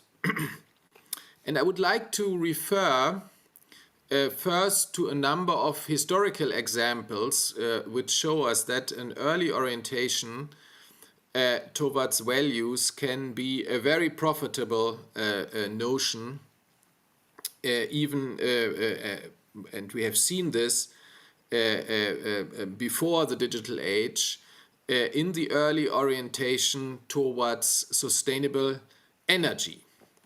So with the exit from coal, oil, and so on for electricity production, and later also the exit from atomic power in a number of member states, this is not a union policy and this is not shared by all member states, but with this exit in some member states also from atomic power, and earlier on certainly an exit strategy, an announced exit strategy from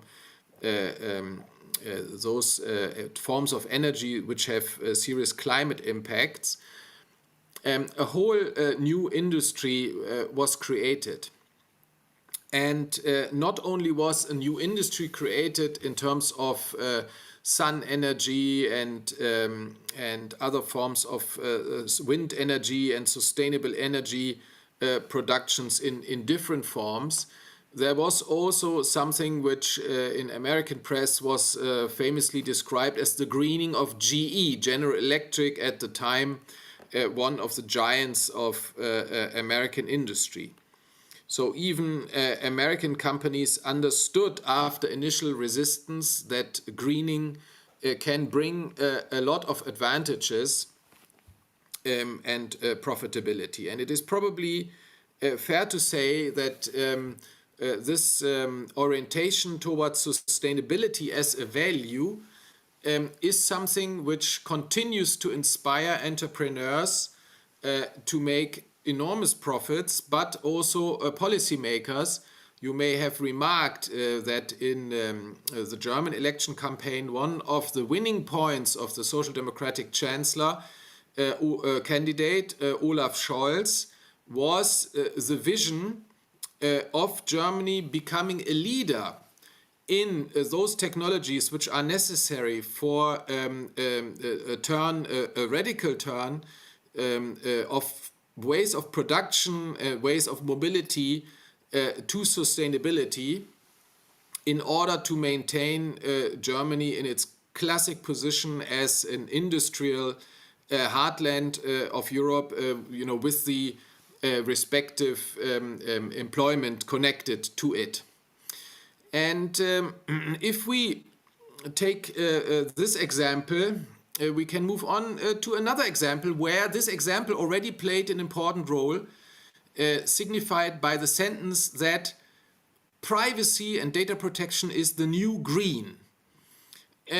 What is meant by this sentence? In the discussion on data protection and privacy, fundamental rights in the Charter of European Fundamental Rights and also in the European Convention on Human Rights, this parallel was often drawn that imposing strict rules on data protection and privacy will become a new driver for innovation, like the exit from coal, oil, and later atomic energy was a driver for innovation for sustainability. So the rules on data protection would be a driver for new ways of dealing with personal data. For example, privacy and data protection by design and by default, and merging in a new innovative way productivity increases and digital models with a respect for the informational self-determination of individuals. And again, I would say this prediction made around 10 years ago when we started to reflect on the reform of data protection legislation in Europe has turned out to be true. And the unfortunate truth is that the leaders in making data protection and privacy claims, I'm not saying it's a reality, but claims, a key marketing argument for their products, have actually been some of the market leaders in digital from the United States. If you remember, Microsoft, for example, after the adoption of GDPR, promised to all its customers worldwide standards of data protection like those of the GDPR. And equally, Apple turned to become a company already before adoption of GDPR, which understood the huge wish of individuals in middle-income countries and in richer countries not to be snooped on, not by private parties and not by the state. So for Apple, certainly data protection and privacy has become also an important selling point. European industry, at least some parts of the European industry, unfortunately spend so much energy fighting against a reform of GDPR that they may have missed in some respects this train, but I'm now more optimistic. I think there are many in Europe, also small and medium companies, which develop elements for new forms of privacy-friendly and data protection-friendly digital models, which will become very, very competitive and which already in the marketplace make a big difference. So for me, GDPR already today is an example of legislation which, yes, it concretizes a fundamental right, and by making certain forms of respect of this fundamental right obligatory, inspires new innovation in relation to differential privacy, in relation to encryption, also in relation to some elements of cybersecurity and data protection often go hand in hand. And this is for me also an orientation towards the future when we think about technologies like AI, which are supposed to be as prevalent in our lives as is electricity today. There are predictions which say that AI will take over many decision-making systems which humans are subject to in both the state and private and commercial functions. And it is certainly true that algorithms already, whether AI controlled or not, have an important influence on how we perceive the world today through the networks and platforms, most of which are run from the United States. And let me give you an example of what a difference a value orientation can make for the capability of decentralized innovation in Europe. If we take it serious that European policies stand for choice in the market, but also stand for maintaining a plurality of views in democracy, then of course it is a problem for us that the platform world is as concentrated as it is today. There are very few platforms which are very, very influential in opinion building, both in the United States and in Europe. We know that around 50% of our population already build their opinions, their political opinions, on the basis of what they see on the platform. And what they see on the platform is controlled by the algorithm which the platform defines. And the platform benefits from a syndrome which is called the winner takes it all, which means that once a platform has a critical size, especially when it is a social network platform, people feel constrained to go to this platform even if they don't like it. Why?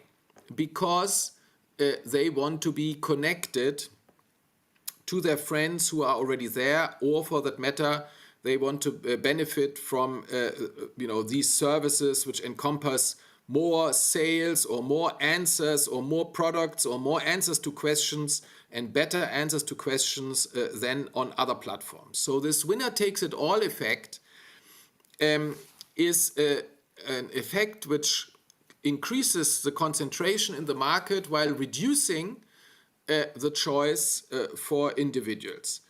And the question is, what can we do about it? And here our value orientation starts if we say, yes, we believe in the market economy, but we want a market economy with choice for the good functioning of the market, for innovation, but we also want choice for the good functioning of our democratic system, because it's not good for a democratic system that people increasingly build their opinions based basically on one algorithmic or two or three algorithmic systems.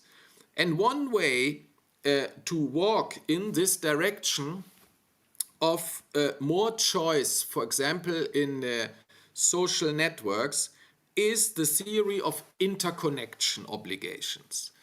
If we imagine a world in which we as individuals could choose a social network which is giving us opportunities according to our preferences, for example, according to our preferences, whether we want to see advertisement or not, whether we want to receive targeted advertisement or not, whether we want to see certain content and not other content, whether we want to do these things in different languages and so on. If we could choose, then certainly there would be a market entry possibilities for innovators in Europe. But because of the winner takes it all right now, it's not a very attractive notion to start a new social network. But if we would have interconnectivity obligations in the sense that social networks starting from a certain size must open up to members of other social networks and allow interconnection, then this would create opportunities for plurality. It would invite entrepreneurs into the market of social networks because the system of winner takes it all would be broken, or at least it would be attenuated. I'm not saying, and we have seen this in the telephony market before, I'm not saying that the previously strongest player will become very weak players. Usually they stay very, very strong. but interconnection duties certainly open up new possibilities. For example, I could imagine if we would have interconnection duties on social networks, it would be a very attractive notion for European big publishing houses to start networks which are working under different conditions for individuals and which are combined with exclusive content from the publishing house for the client of the network, or the other way around. Anybody who takes a subscription from the publishing house is part of the social network, and that becomes an attractive notion if it is possible once one chooses to be on such a network, for example, of a European publisher, if one still can connect to the friends who are, for example, on Facebook and see their posts, but without being subject to the rules of Facebook, but only subject to the rules of the social platform one has chosen. So I think this is something which technologically would be possible. It is a question of how far we go in politically and through democracy shaping this market, whether we make it possible or not. It is a question of how serious we take our value orientation, even in a situation where some may be telling us, some lobbyists, oh, this is technologically impossible. I think the history, in particular, of regulation for environmental protection and sustainability, and we see this on a regular basis, for example, when we talk about the exhaust limits for cars and so on, has told us that industry, whenever it is convenient for them, tells us this or that is technologically not impossible. But we have to be critical towards those claims, and it has at least become my inclination to not believe it. And I can tell you a very nice example of the US Congressman Ed Markey from Massachusetts, who once told me, well, you know, if you go to Facebook and you say, you know, can you help us protecting children? Certainly you can recognize when a child is on the screen and using the Facebook and posting. You can see it from the children language they use. You can see it from how fast they type, how many spelling mistakes they make. It's pretty simple actually to see the age of those who use the tools. Then they say, oh, that's impossible, technologically impossible. Then you change dress and you put on a different hat and you go and say, good day, ladies and gentlemen, I would like to market my products to children of 12-year-old. Could you help me? And of course, Facebook is forthcoming and says, sure, we can target all 12-year-olds very precisely. We know how to do it. So I think in the debate on shaping the digital through values for new business opportunities in Europe, which combine and bring together in a coherent way profit orientation, plurality, democracy, and fundamental rights, it is utmost important that, of course, we don't believe just on first sight the arguments of technology companies and their lobbyists.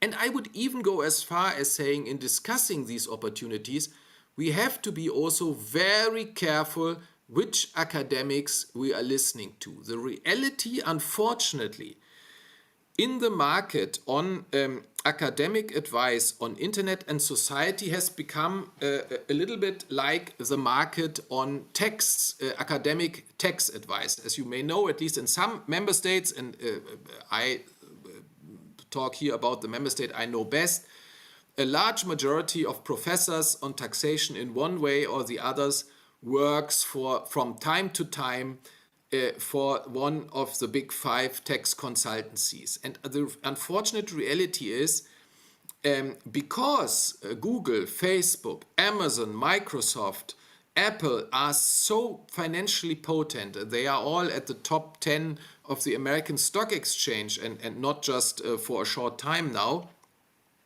they have made their way very deep into the academic establishment. So it has become my habit, at least, to follow the money and to look very carefully at the financing of the individuals I read papers from and also their institutes. And it is increasingly difficult to find academics which work under conditions where there is not at least, let's say, call it softly, a willingness to please. And this willingness to please, of course, distorts the type of information we are getting for policy making in the European Union. So let me close by saying I do not believe that there is a contradiction between spreading innovation broadly in Europe.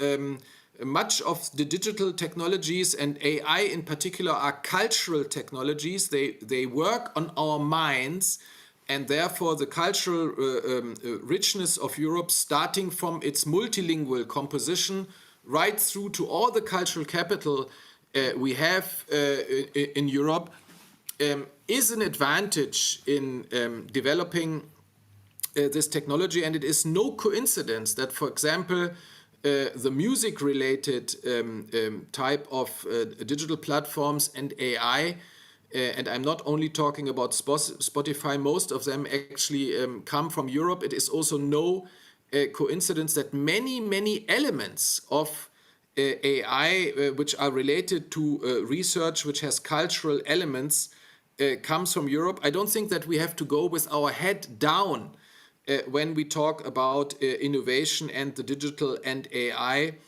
in Europe, and we should not be misled by the fact that in the consumer market we have these five big players. You know, I grew up with Kellogg's cornflakes on my breakfast table every day, like many families, and we were all wearing jeans. So in the consumer market in Europe, we are used to, and Ford cars and so on, we are used to a very strong position of American companies. But the strength of Europe is not only in the consumer market, it is also in the B2B market. And I would say the COVID crisis, for example, and the production of vaccines has shown us, with the help of AI, has shown us how innovative Europe is. So there is no reason to go head down. I think we need to go with self-confidence, including self-confidence on the ability to maintain our values. And let me close by saying the reason why already before the strong intervention of the Chinese government in the digital markets, which is right now unfolding, AI investments, private AI investments dropped in China radically already years before, has to do something with the understanding of private investors in AI, that AI is a mind-related technology. It often somehow either tries to understand our minds or tries to replicate thinking processes of humans or manipulate humans. And in these functions, in this function of a technology which works on our minds individually and collectively, values are very important. And to say it in a short sentence, the reason why private investors have increasingly abstained on investing in AI in China, already before the strong government interventions in the digital industry, which we see now, is the realization that AI built in a dictatorship cannot be sold and used in the long term and with sustainable profits in democracies. It is a very value-ridden technology, and I think we should be optimistic on this, that if we believe that democracy and fundamental rights in this world have a future, so will have AI with these values built in by design and from the outset. Thank you very much. Thank you. Very interesting and food for thought. I will not pose a question as the time went so quickly already. We are late from the dining table. I will go directly for Joanna Bryson, Professor of Ethics and Technology at Hertie School in Berlin. Please, Joanna. Hi. Let me apologize. First of all, thank you for having me, and I apologize that I'm calling in from Heathrow. I very much wanted to be there in Brussels, but the trains just did not work from the UK. I hope that my slides are coming up soon. I'm stalling for you. Do we have my slides? Yes, we do see them. Okay, great. Let me say personally that I have not ever successfully gotten big tech funding, but a lot of my colleagues have, and some of them do good work and some of them do bad work, and I judge it by the work and by peer review and not by where they get their funding from. And in fact, I know that FEPS, for example, takes funding from GAFM too, so I was a little worried about that assault on academia earlier. But that's not the main point of my talk here. Let's go to the next slide. I am not a huge believer in interoperability because, I mean, it's great. It's really well for email, but it's not going to be enough. And I think people haven't thought hard enough about this problem of natural mobility, natural monopoly. Speaking of the previous speakers here, it used to be that people thought about natural monopoly very much in terms of the cost of a production of a unit. And of course, the cost of the productions of units does shrink in the digital sphere if you can think of somehow the services as units. But I'd like to think about it in a different way, which is just what happens when some kind of new technological innovation allows you to reach to more customers, right? Then what they're going to do is they're going to start going to the best, right? So it's not just about snowballing because we've accumulated data, and it's not something that just if we handed all that data to someone else, they would magically have as good of a product. There are so many different communication platforms out there and available that people did not have to from Facebook and from WhatsApp. And incidentally, I'm old enough to remember when power went out routinely, and I remember telephones. The telephone connectivity, because of a large fire in a switching station in Illinois, was out for 3 weeks. 3 weeks. We have to think about these products that we're using. Are they something more like a utility? All right. So can I go to the next slide, please? This is just to say that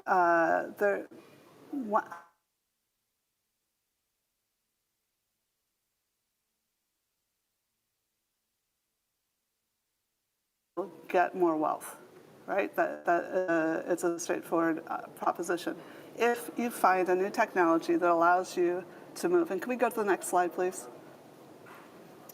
Incidentally, I don't totally agree with the Scheidel thing there, which is that only disasters reduce inequality. We'll talk about that in a minute.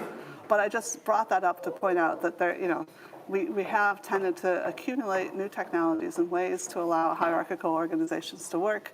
And as Helena Malikova mentioned in the first session, the original goal of antitrust legislation was basically to make it easier for a government to be able to continue to have monopoly force within its borders.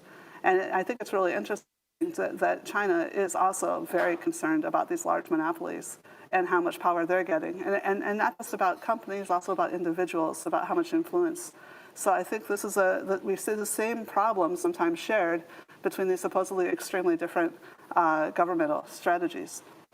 This is part of the reason why the EU had such a strong antitrust, as we heard in the history, is because it was believed by the Allies after World War II that what happened both in Japan and Germany was partly that national champions became too influential and were able to bring in autocratic power. So there was this belief that if you have such large companies, either they take over the government or the government takes over them, and either way you get autocracy. So that was one of the things we were trying to do. Let's go to the next slide. What I want to show here is that inequality is a social bad in so many different ways.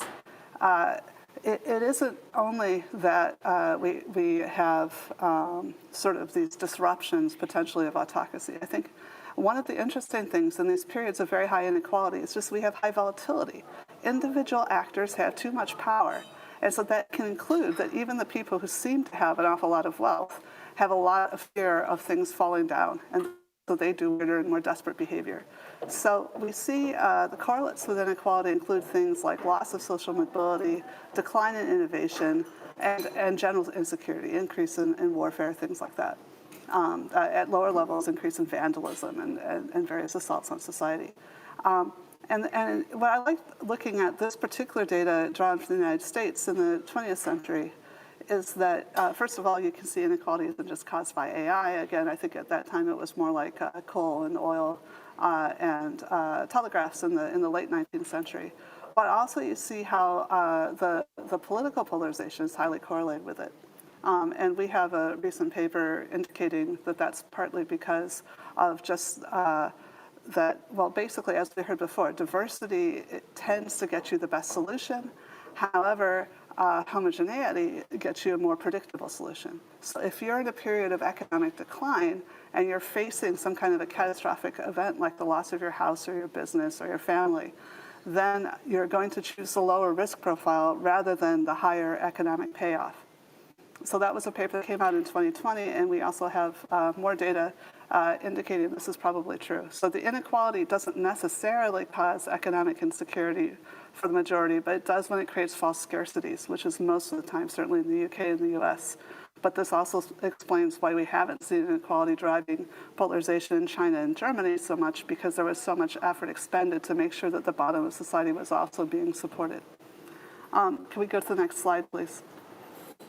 This is some work with Helena Malikova, and it was in response to some slides that were claiming that, actually, I'm going to ask you to go back to this slide, but can we go forward one slide first?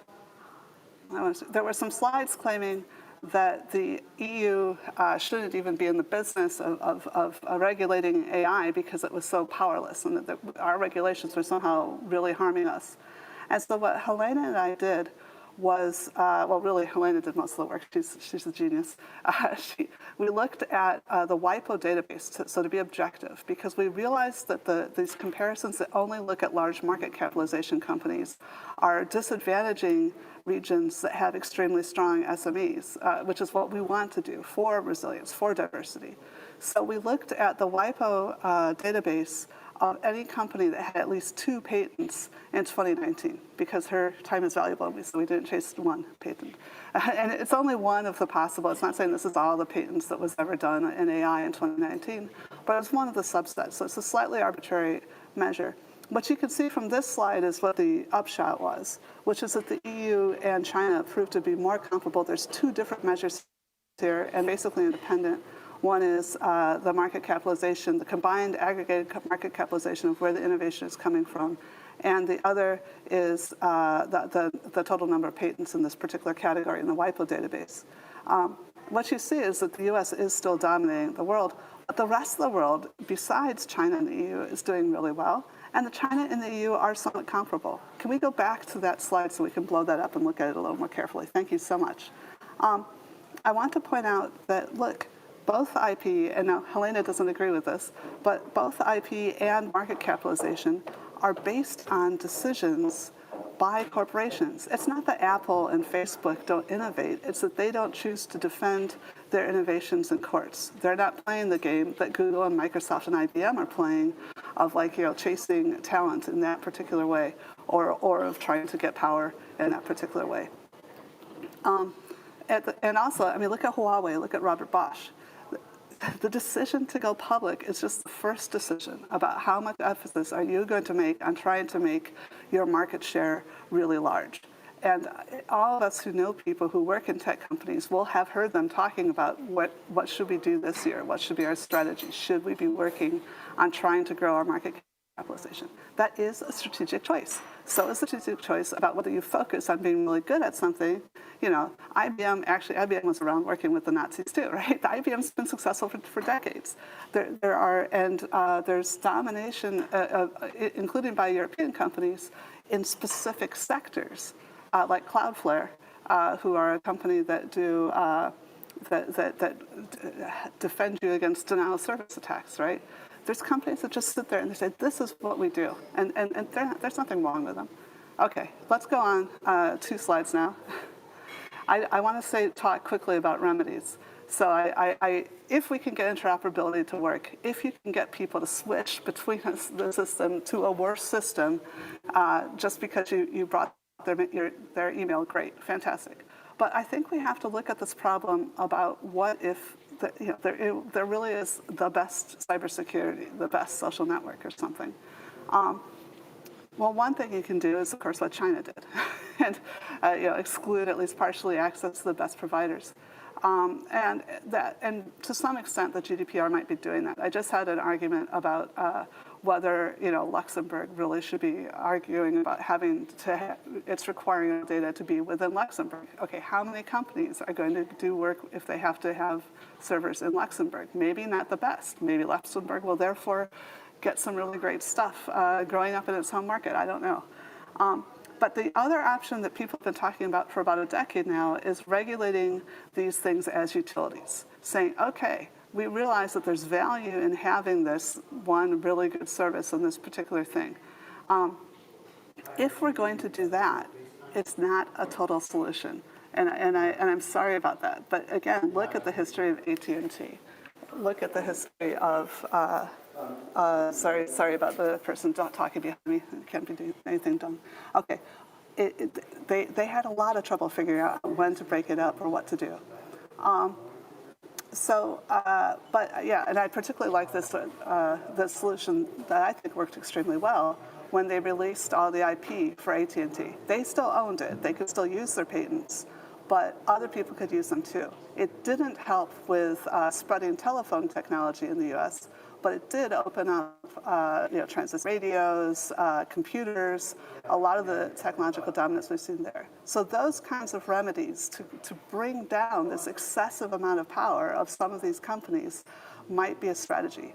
I still think disaggregation along product lines makes a lot of sense, and I don't trust the Facebook lady who said that wasn't true. But finally, I want to put forward another idea that I haven't heard a lot of places, which is I want to see sort of a geographical disaggregation. So can we actually force people to have a clone of themselves that is actually under only our regulation? Obviously, this isn't going to work for a very small, maybe Switzerland would have trouble arguing this. But the EU is 450 million people. India is 1 billion. Could we actually say, we want to see your servers here? And incidentally, I find it terrifying that, having lived through both Trump and Brexit elections, that Google goes around saying, oh yeah, Switzerland, Austria, Germany, that's a region. No, it's not. The EU is our jurisdiction, is our regulatory jurisdiction. Please talk to the EU, not just the people who happen to have some German speakers in their countries. But I am very worried about some of the things I've heard, in closed-door meetings about people trying to compete. For example, having universities compete with Amazon web services. We will not be able to scale at the same rate. We will not be able to build hardware at the same rate. So Airbus is cool. There's no question now that Airbus is better than Boeing, but that's a huge investment, and I'm not sure we can do it in every single one of the digital sectors. So we need some more ideas. I know these aren't complete, but thank you for your time. Thank you so much, Joanna. And also we go forward to next speaker, Philipp Lorenz, who is a project director on AI and foreign policy in the Stiftung Neue Verantwortung. Yeah, we can talk about the Stiftung Neue Verantwortung as SNV. I think that's easier. I'll try to share my presentation so that I can click through it on my own. And so in my input, I want to talk about how industrial inputs that artificial intelligence is comprised of influence AI governance, and how AI standardization and also AI patents relate to AI governance. And so I took the liberty as a jump-off point to dissect a couple of main theses from the S&D AIDA webinar final program. So first thesis was the market dominance and market concentration of a small number of big tech companies which are developing AI technologies and investing in AI ventures is increasingly becoming a matter of concern. Another one is large firms are much better placed to take advantage of the opportunities afforded by AI to derive further competitive advantage over their SME counterparts. So where do large tech companies or multinationals take their power and dominance in artificial intelligence from. In order to answer this question, you need to look at AI's industrial inputs, or more specifically, the resources of machine learning. And so, first of all, you need data, especially training data is highly relevant, and the access to the data. Then you have specialized AI hardware, which is another important component. And then you need to look at the algorithmic development, AI software, and platforms that you can use to build neural networks. And then, of course, you need to look at the engineering talent pool. And there's a fierce battle going on for the best talent, although grad level and undergrad levels are becoming more and more overcrowded by students. But we're not there yet to satisfy the demand. And how do large multinational companies do it? They leverage the AI resources through advanced research labs. Google has its own, so does Facebook. OpenAI just recently joined forces with Microsoft. They struck a deal of $1 billion to access also the Microsoft Azure cloud infrastructure. But also Siemens, for instance, in Germany, and Bosch have established their own research centers where they try to hire the best talent and develop their tailor-made technologies. And if you cannot have access, or if you want to have access to excellent European AI talent as well, you open up shop. For instance, in Berlin, Amazon is doing this, IBM is doing so as well. IBM is also doing it in Zurich, where they have established a large lab. But so do large mirror companies from China, as for instance Alibaba and Tencent. They all try to attract the best talent, and they all invest heavily in AI hardware. Elon Musk put it out in a tweet recently that AI talent should consider to join forces with his company. Only the most excellent talent matters. And if you cannot move to Palo Alto or Austin, that's acceptable. If you're extremely talented, then you can also work from abroad. So what's the signature workforce structure of AI companies? And this is where it gets tough for SMEs to replicate this. And this is a point of great concern, because you need some sort of a talent pyramid where you have machine learning specialists at the top that could easily work at the best international research centers as well. You need data scientists and data engineers that work on prediction models, and on the infrastructure and the architecture to reach prediction levels. And you need a huge amount of people that are software developers that code your technology. And this is the signature workforce structure for advanced tech clusters such as the Silicon Valley. And this is hard to replicate for companies that are not located, let's say, in the clusters such as London or San Francisco, or the Bay Area or Berlin, but are more on the rural part of the country, as it is, for instance, also for a couple of hidden champions in Germany in manufacturing. And this is something to have in the back of your minds. Then again, industrial inputs, very important for the deep learning applications, is specialized hardware for both training and inference of the model. You have NVIDIA, who has a large market share. You have Tesla, that has been developing its own chip that they have produced by Samsung. And you see that's this fusion between AI software and specialized hardware that really targets the application on board here for object recognition of Tesla's vehicles. And then you have AWS, that has recently announced to be producing their own specialized hardware for inference as well, for their cloud, of course. And there you can buy packages, you can buy AI services and products that run on the cloud. That's a huge thing for tech companies that have large cloud infrastructure, that they can offer you specialized AI software, and you can tap into their huge AI hardware. This looks like this when you talk about Google's tensor processing units stacked here for cloud services. So if you control AI's industrial inputs, you have the ability to shape AI development. Another important way on how you can shape AI development and AI governance is if you look at standardization AI or technical AI standardization. This is the thing that is often overlooked by policymakers, but it's highly important and of high relevance. In blue, you can see political fora that are targeted with governing aspects of ethical AI or trustworthiness. In green, you can see on the international level, the ISO, IEC, and IEEE that are concerned with international tech standardization, also in so-called ethical AI, and they are very active. And you have CEN and CENELEC on the European level. And if you look closer, and if you look at the international fora with the biggest impact on the international regulatory framework, of course you have the European Union with the draft proposal of the European Commission on the AI law and on the AI Act. You have the Council of Europe that's preparing the framework.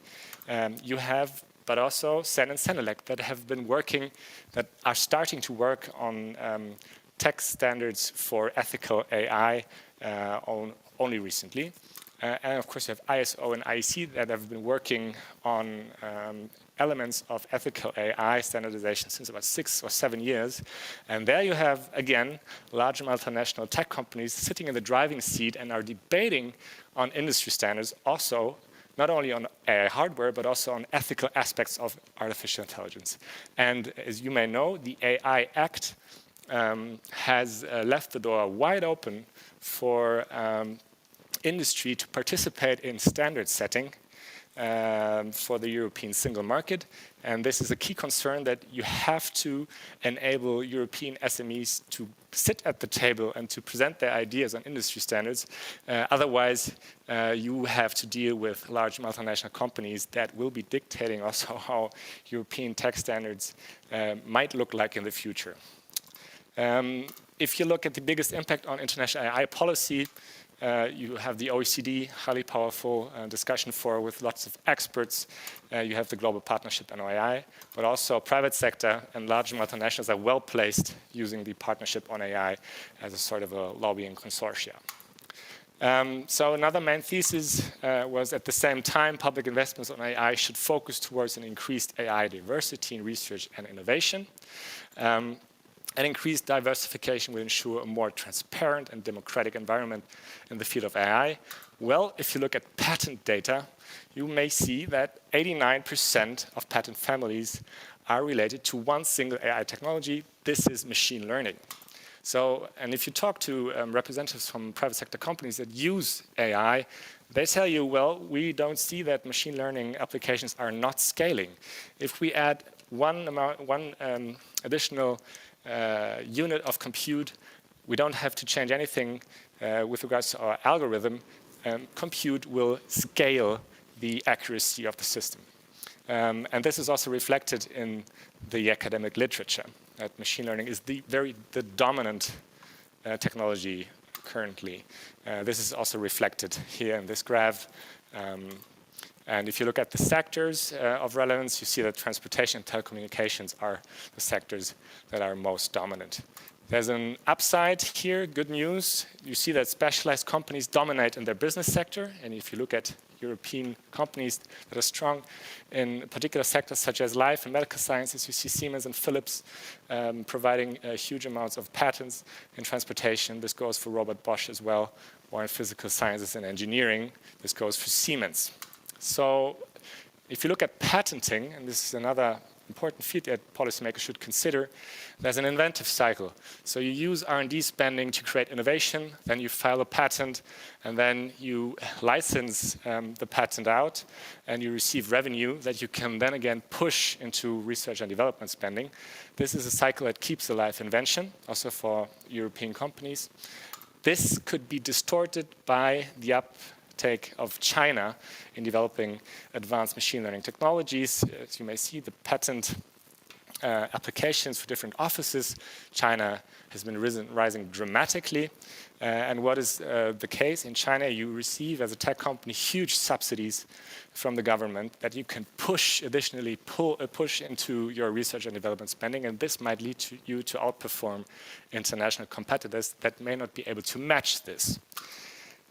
Again, let's look at another section that is interesting to consider for policymakers. If you look at top 5G standard essential patents, And a standard essential patent is a patent which protects technology that has been selected for use in an industry standard. And without access to the technology that is protected by the patent, well, the standard cannot be used. You see that China is also Chinese companies are owning huge amounts of standard essential patents. And you might be thinking, well, I'm concerned at the moment that there might be a parallel here, that we could see the same effect in standard essential patents for machine learning or for AI technologies as well. There's not much literature yet. We are working on this as well. But you see an early scientific paper on this fact that there is a rise in standard essential patents based on machine learning technologies. And this might lead European industries to be more and more dependent upon standard essential patent holders from countries such as the US or China in the future. And this is likely to lock in also economic dominance of these companies. So this is my take on it, and happy to have given you some overview on this. Thank you. Thank you. Thank you so much. And then we do have the last speaker before the possible questions for the specialist we have heard today. And the speaker is Divya Siddharth, a social technologist from the Radical Exchange. Hello. We do hear you, but not see you yet.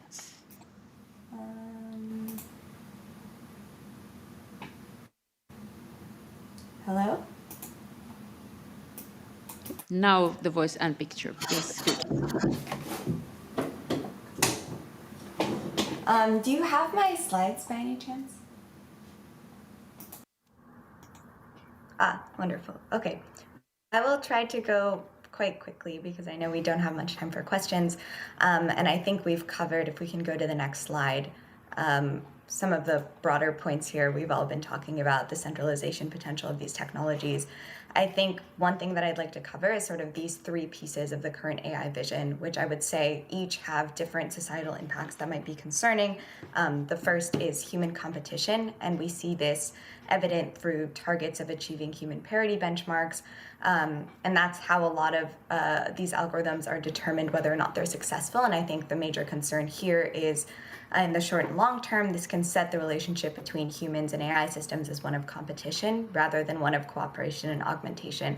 So I think we've sort of spoken a little bit about the labor consequences of AI in the other talks, so I won't belabor the point. But if we are focusing on human competition metrics for success, no matter what the safeguards are that we put in on the economic side, this is a major concern because the goal doesn't end up being augmentation, it ends up being replacement. So I think one major target that we can have in terms of, well, humanizing or creating beneficial impact from AI is turning away from human parity and human competition metrics across the board. And I think particularly for the most well-funded organizations in this space, human competition is what gets them that funding, right? So is what keeps pushing in that direction. So we can move away from human competition benchmarks on the labor side, but also more broadly philosophically. This creates externalities to workers in imperfect labor markets, and we can really strike at that pillar. And I think there isn't good evidence that human competitive benchmarks are even the most productive or innovative way to build AI systems. A lot of our most useful technologies don't replace humans, don't aim to do what we can do. They facilitate interaction. We can see that right now. Video conferencing technology has probably been the most productivity enhancing technology of the past 2 years. And it doesn't have any, indication or idea of trying to replace what humans can do or try to make decisions for them. It's about facilitating cooperation and deliberation. So I think, one thing we can do to move away from human competition is in that direction. The second piece here, I guess we'll go on to the next slide. So the second piece here is autonomy. And we've discussed some of the negative impacts of autonomy and aiming for autonomy already, but I don't think we've called it out as one of the goals of the current AI vision. And here, autonomy means, targeting the increasing independence of these systems from human direction and agency, which is clear across when we say while engagement maximizing algorithms are causing X problems or causing polarization or misinformation or things like this. The reason that's happening is we're trying to create autonomous decision-making systems. A lot of the unequal impacts of AI come into play here. And so, moving away from targeting autonomy to, again, trying to create systems that, work in tandem with humans. And I think this is also, a fundamental misunderstanding of what intelligence is, because what we deem as intelligent is embedded in systems, it's contingent, it's co-created, it's through culture and surroundings and network. And if we're aiming for autonomy in an algorithm, very practically, we're removing a lot of context from the information that not only that algorithm sees, but that we as humans who are consumers of those algorithms end up seeing. And so this can not only, move us towards a future in which there isn't human decision-making input and it leads to all of these difficult externalities, it also has the adverse effect of obscuring external agency and input where it already exists. So we already know that a lot of human input is necessary for AI algorithms, from data labor, right? Machine labeling of algorithms, image processing, and all of these things are often done by humans. And so if we're moving towards emphasis on autonomy, I think this both leads us to, well, we don't have humans in the decision-making loop, but we're also underpaying and undervaluing the folks that are in that space right now. And so I think through both human competition and autonomy, there is just an incentive structure pushing on devaluing human input into these systems and trying to replace humans longer term, which is simply not useful, and in the short term leads to all of these algorithms and alignment issues that we're seeing across, social media and other aspects in the digital sphere. And the third piece I'll talk about is centralization, and I think this one's pretty obvious and others have covered it. And this is essentially, if we can go to the next slide, the centralization of massive resources and decision-making power at the direction of a small group. And this ends up being a consequence of the first two. We've already discussed at length, there is major data and compute requirements for a lot of these models. And the reason those requirements exist is because we're aiming for human competing models that can act autonomously. And of course, then you're going to require a huge amount of training data and a huge amount of compute to make that happen. And so centralization is just a natural consequence of the type of AI we're trying to build. If you want to build human competing autonomous AI, you're going to end up centralizing compute and data. And that means, as we've discussed, powerful organizations, of which there aren't that many, are going to be the ones that are building this type of AI. And I think that's a major problem for many of the reasons that folks have already discussed. But I would take a slightly different tactic and say, do we need to aim for these goals? And I think we can say, we don't want this to be centralized in major corporations or in a couple of nation states. This should be much more diverse. And I agree with all of those points.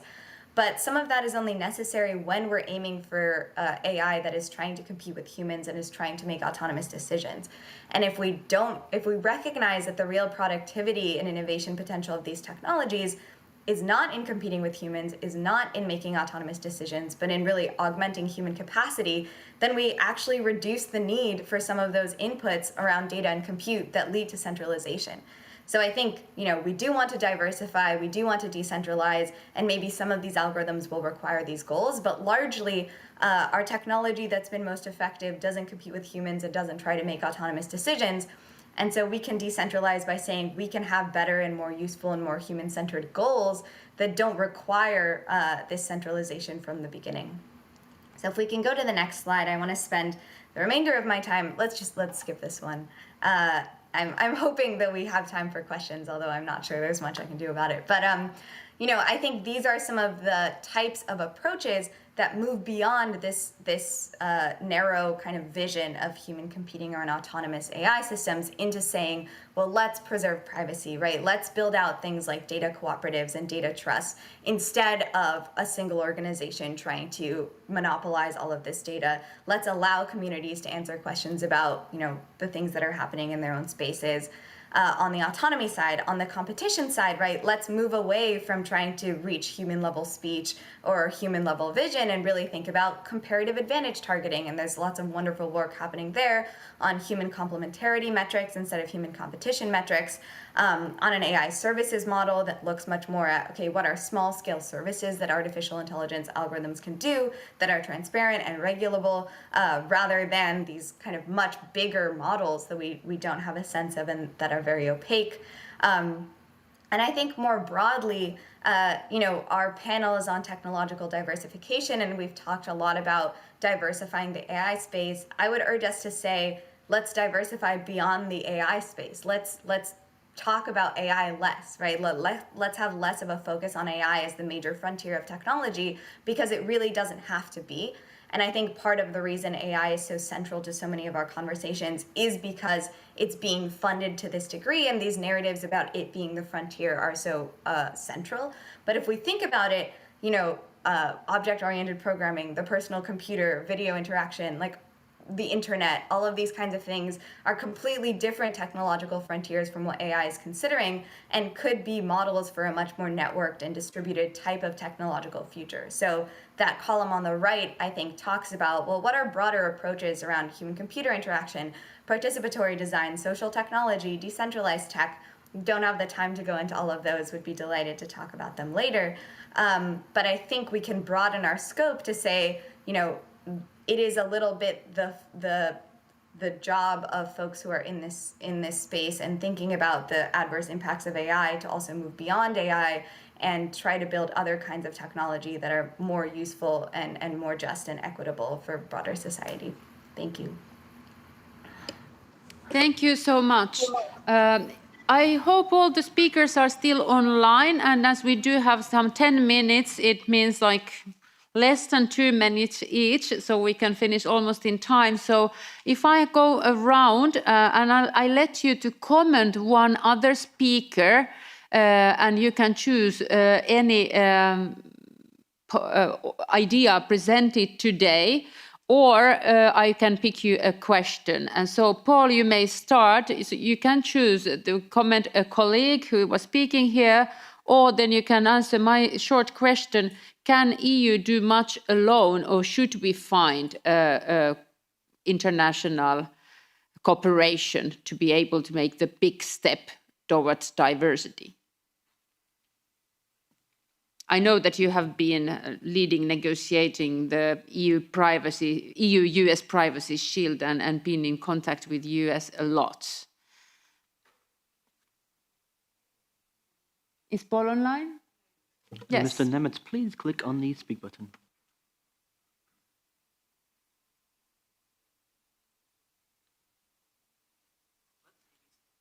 On the microphone. Now it's on. Is it on? Yes. Okay, very good. Thank you.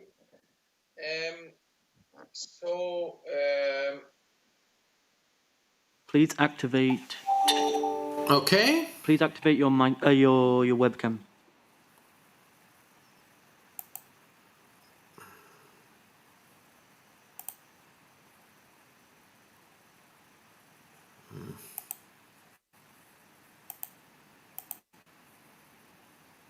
This is a complicated system. I don't understand which button I have to press. I press on the camera, then it says select camera device, turn off integrated camera.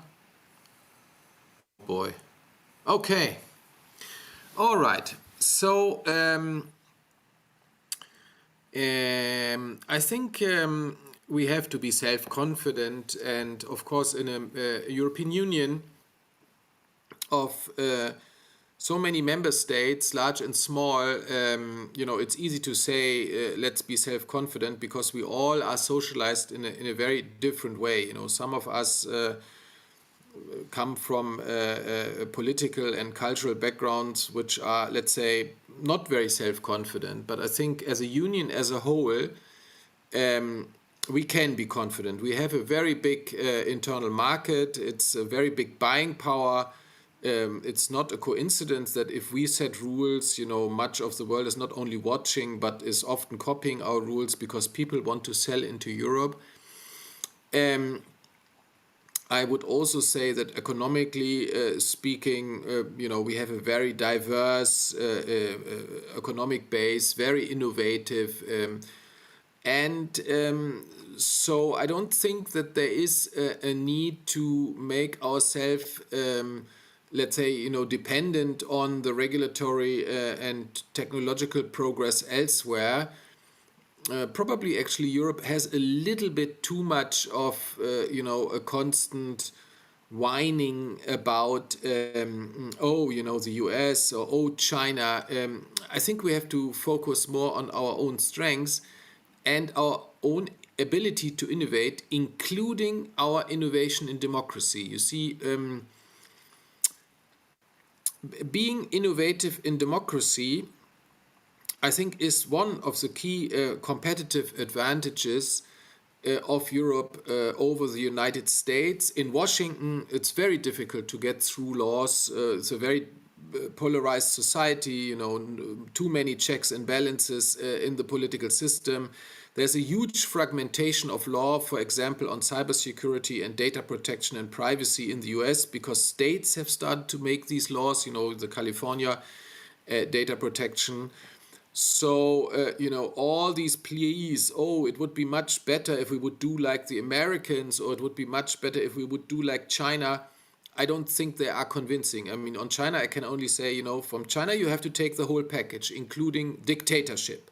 So, to be short, I think we have the strengths and the ability to go our own way. But of course, things are easier if we can take others along. So we must remain open for dialogue. We must much more carry our thinking elsewhere rather than trying to copy what others are doing. I think carrying our thinking elsewhere, you know, with self-confidence and the conviction that we will find our own way in a democratic process which respects fundamental rights. Yes, thank you. Manuel Bedia, do you want to comment a colleague, a statement taken today, or you want to elaborate what sector is really lost opportunities that we do not have research dedicated to them, or to what sector, because it's so much interest by the companies to target the AI sectors. You touched it a little bit. Or you want to comment a colleague?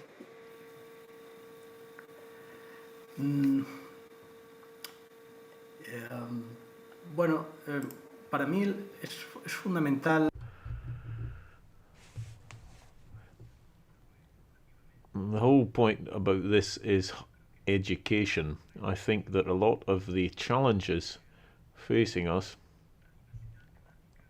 involve different professional profiles in businesses, and the fact that there's quite a lot of diversity in terms of training within AI. There's different experiences and different levels of knowledge.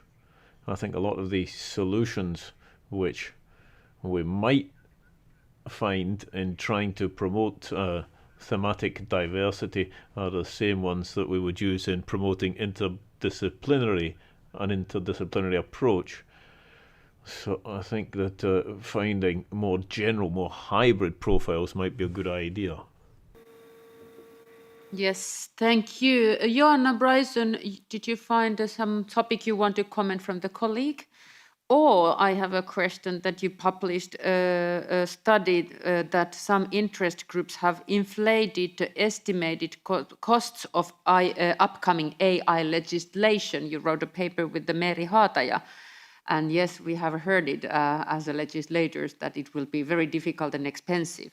What kind of reception did your analysis has received after publication that it is not that expensive, the AI legislation proposed? You want to comment that, or did you find something interesting? Please stick to 1 minute. 1 minute, 2, I hope. I want to say very quickly that I forgot to mention the importance of transnational redistribution of revenue.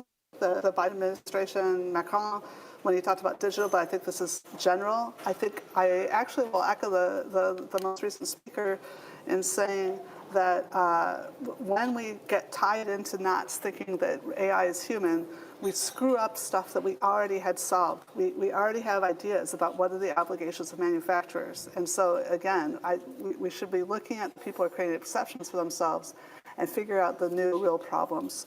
And I very much want to echo along with what Philip said, that what he talked about is very much like what's going on with the automobile, or was going on with the automobiles, with this interuse. So we had a lot of panic about politics of who was building the cars in the 20th century. Maybe we'll get to that place where we're working together again here. Also, please just have a look at Twitter. There has been some more commentary there, and people love our analysis. Yes, it's just true that in fact, a lot of the project. Well, anyway, just look it up. And thank you for pronouncing my co-author's name better than I can. Thank you. You were quick enough, but unfortunately the techniques here came to say that we have to empty the room. So this is a disadvantage of not being fully digital, but hybrid mode. So on my behalf, I will thank you and apologize to speakers that we were not able to take you more. But I give the place for the finalizing closing words to Brando Benifei from IMCO committee, please.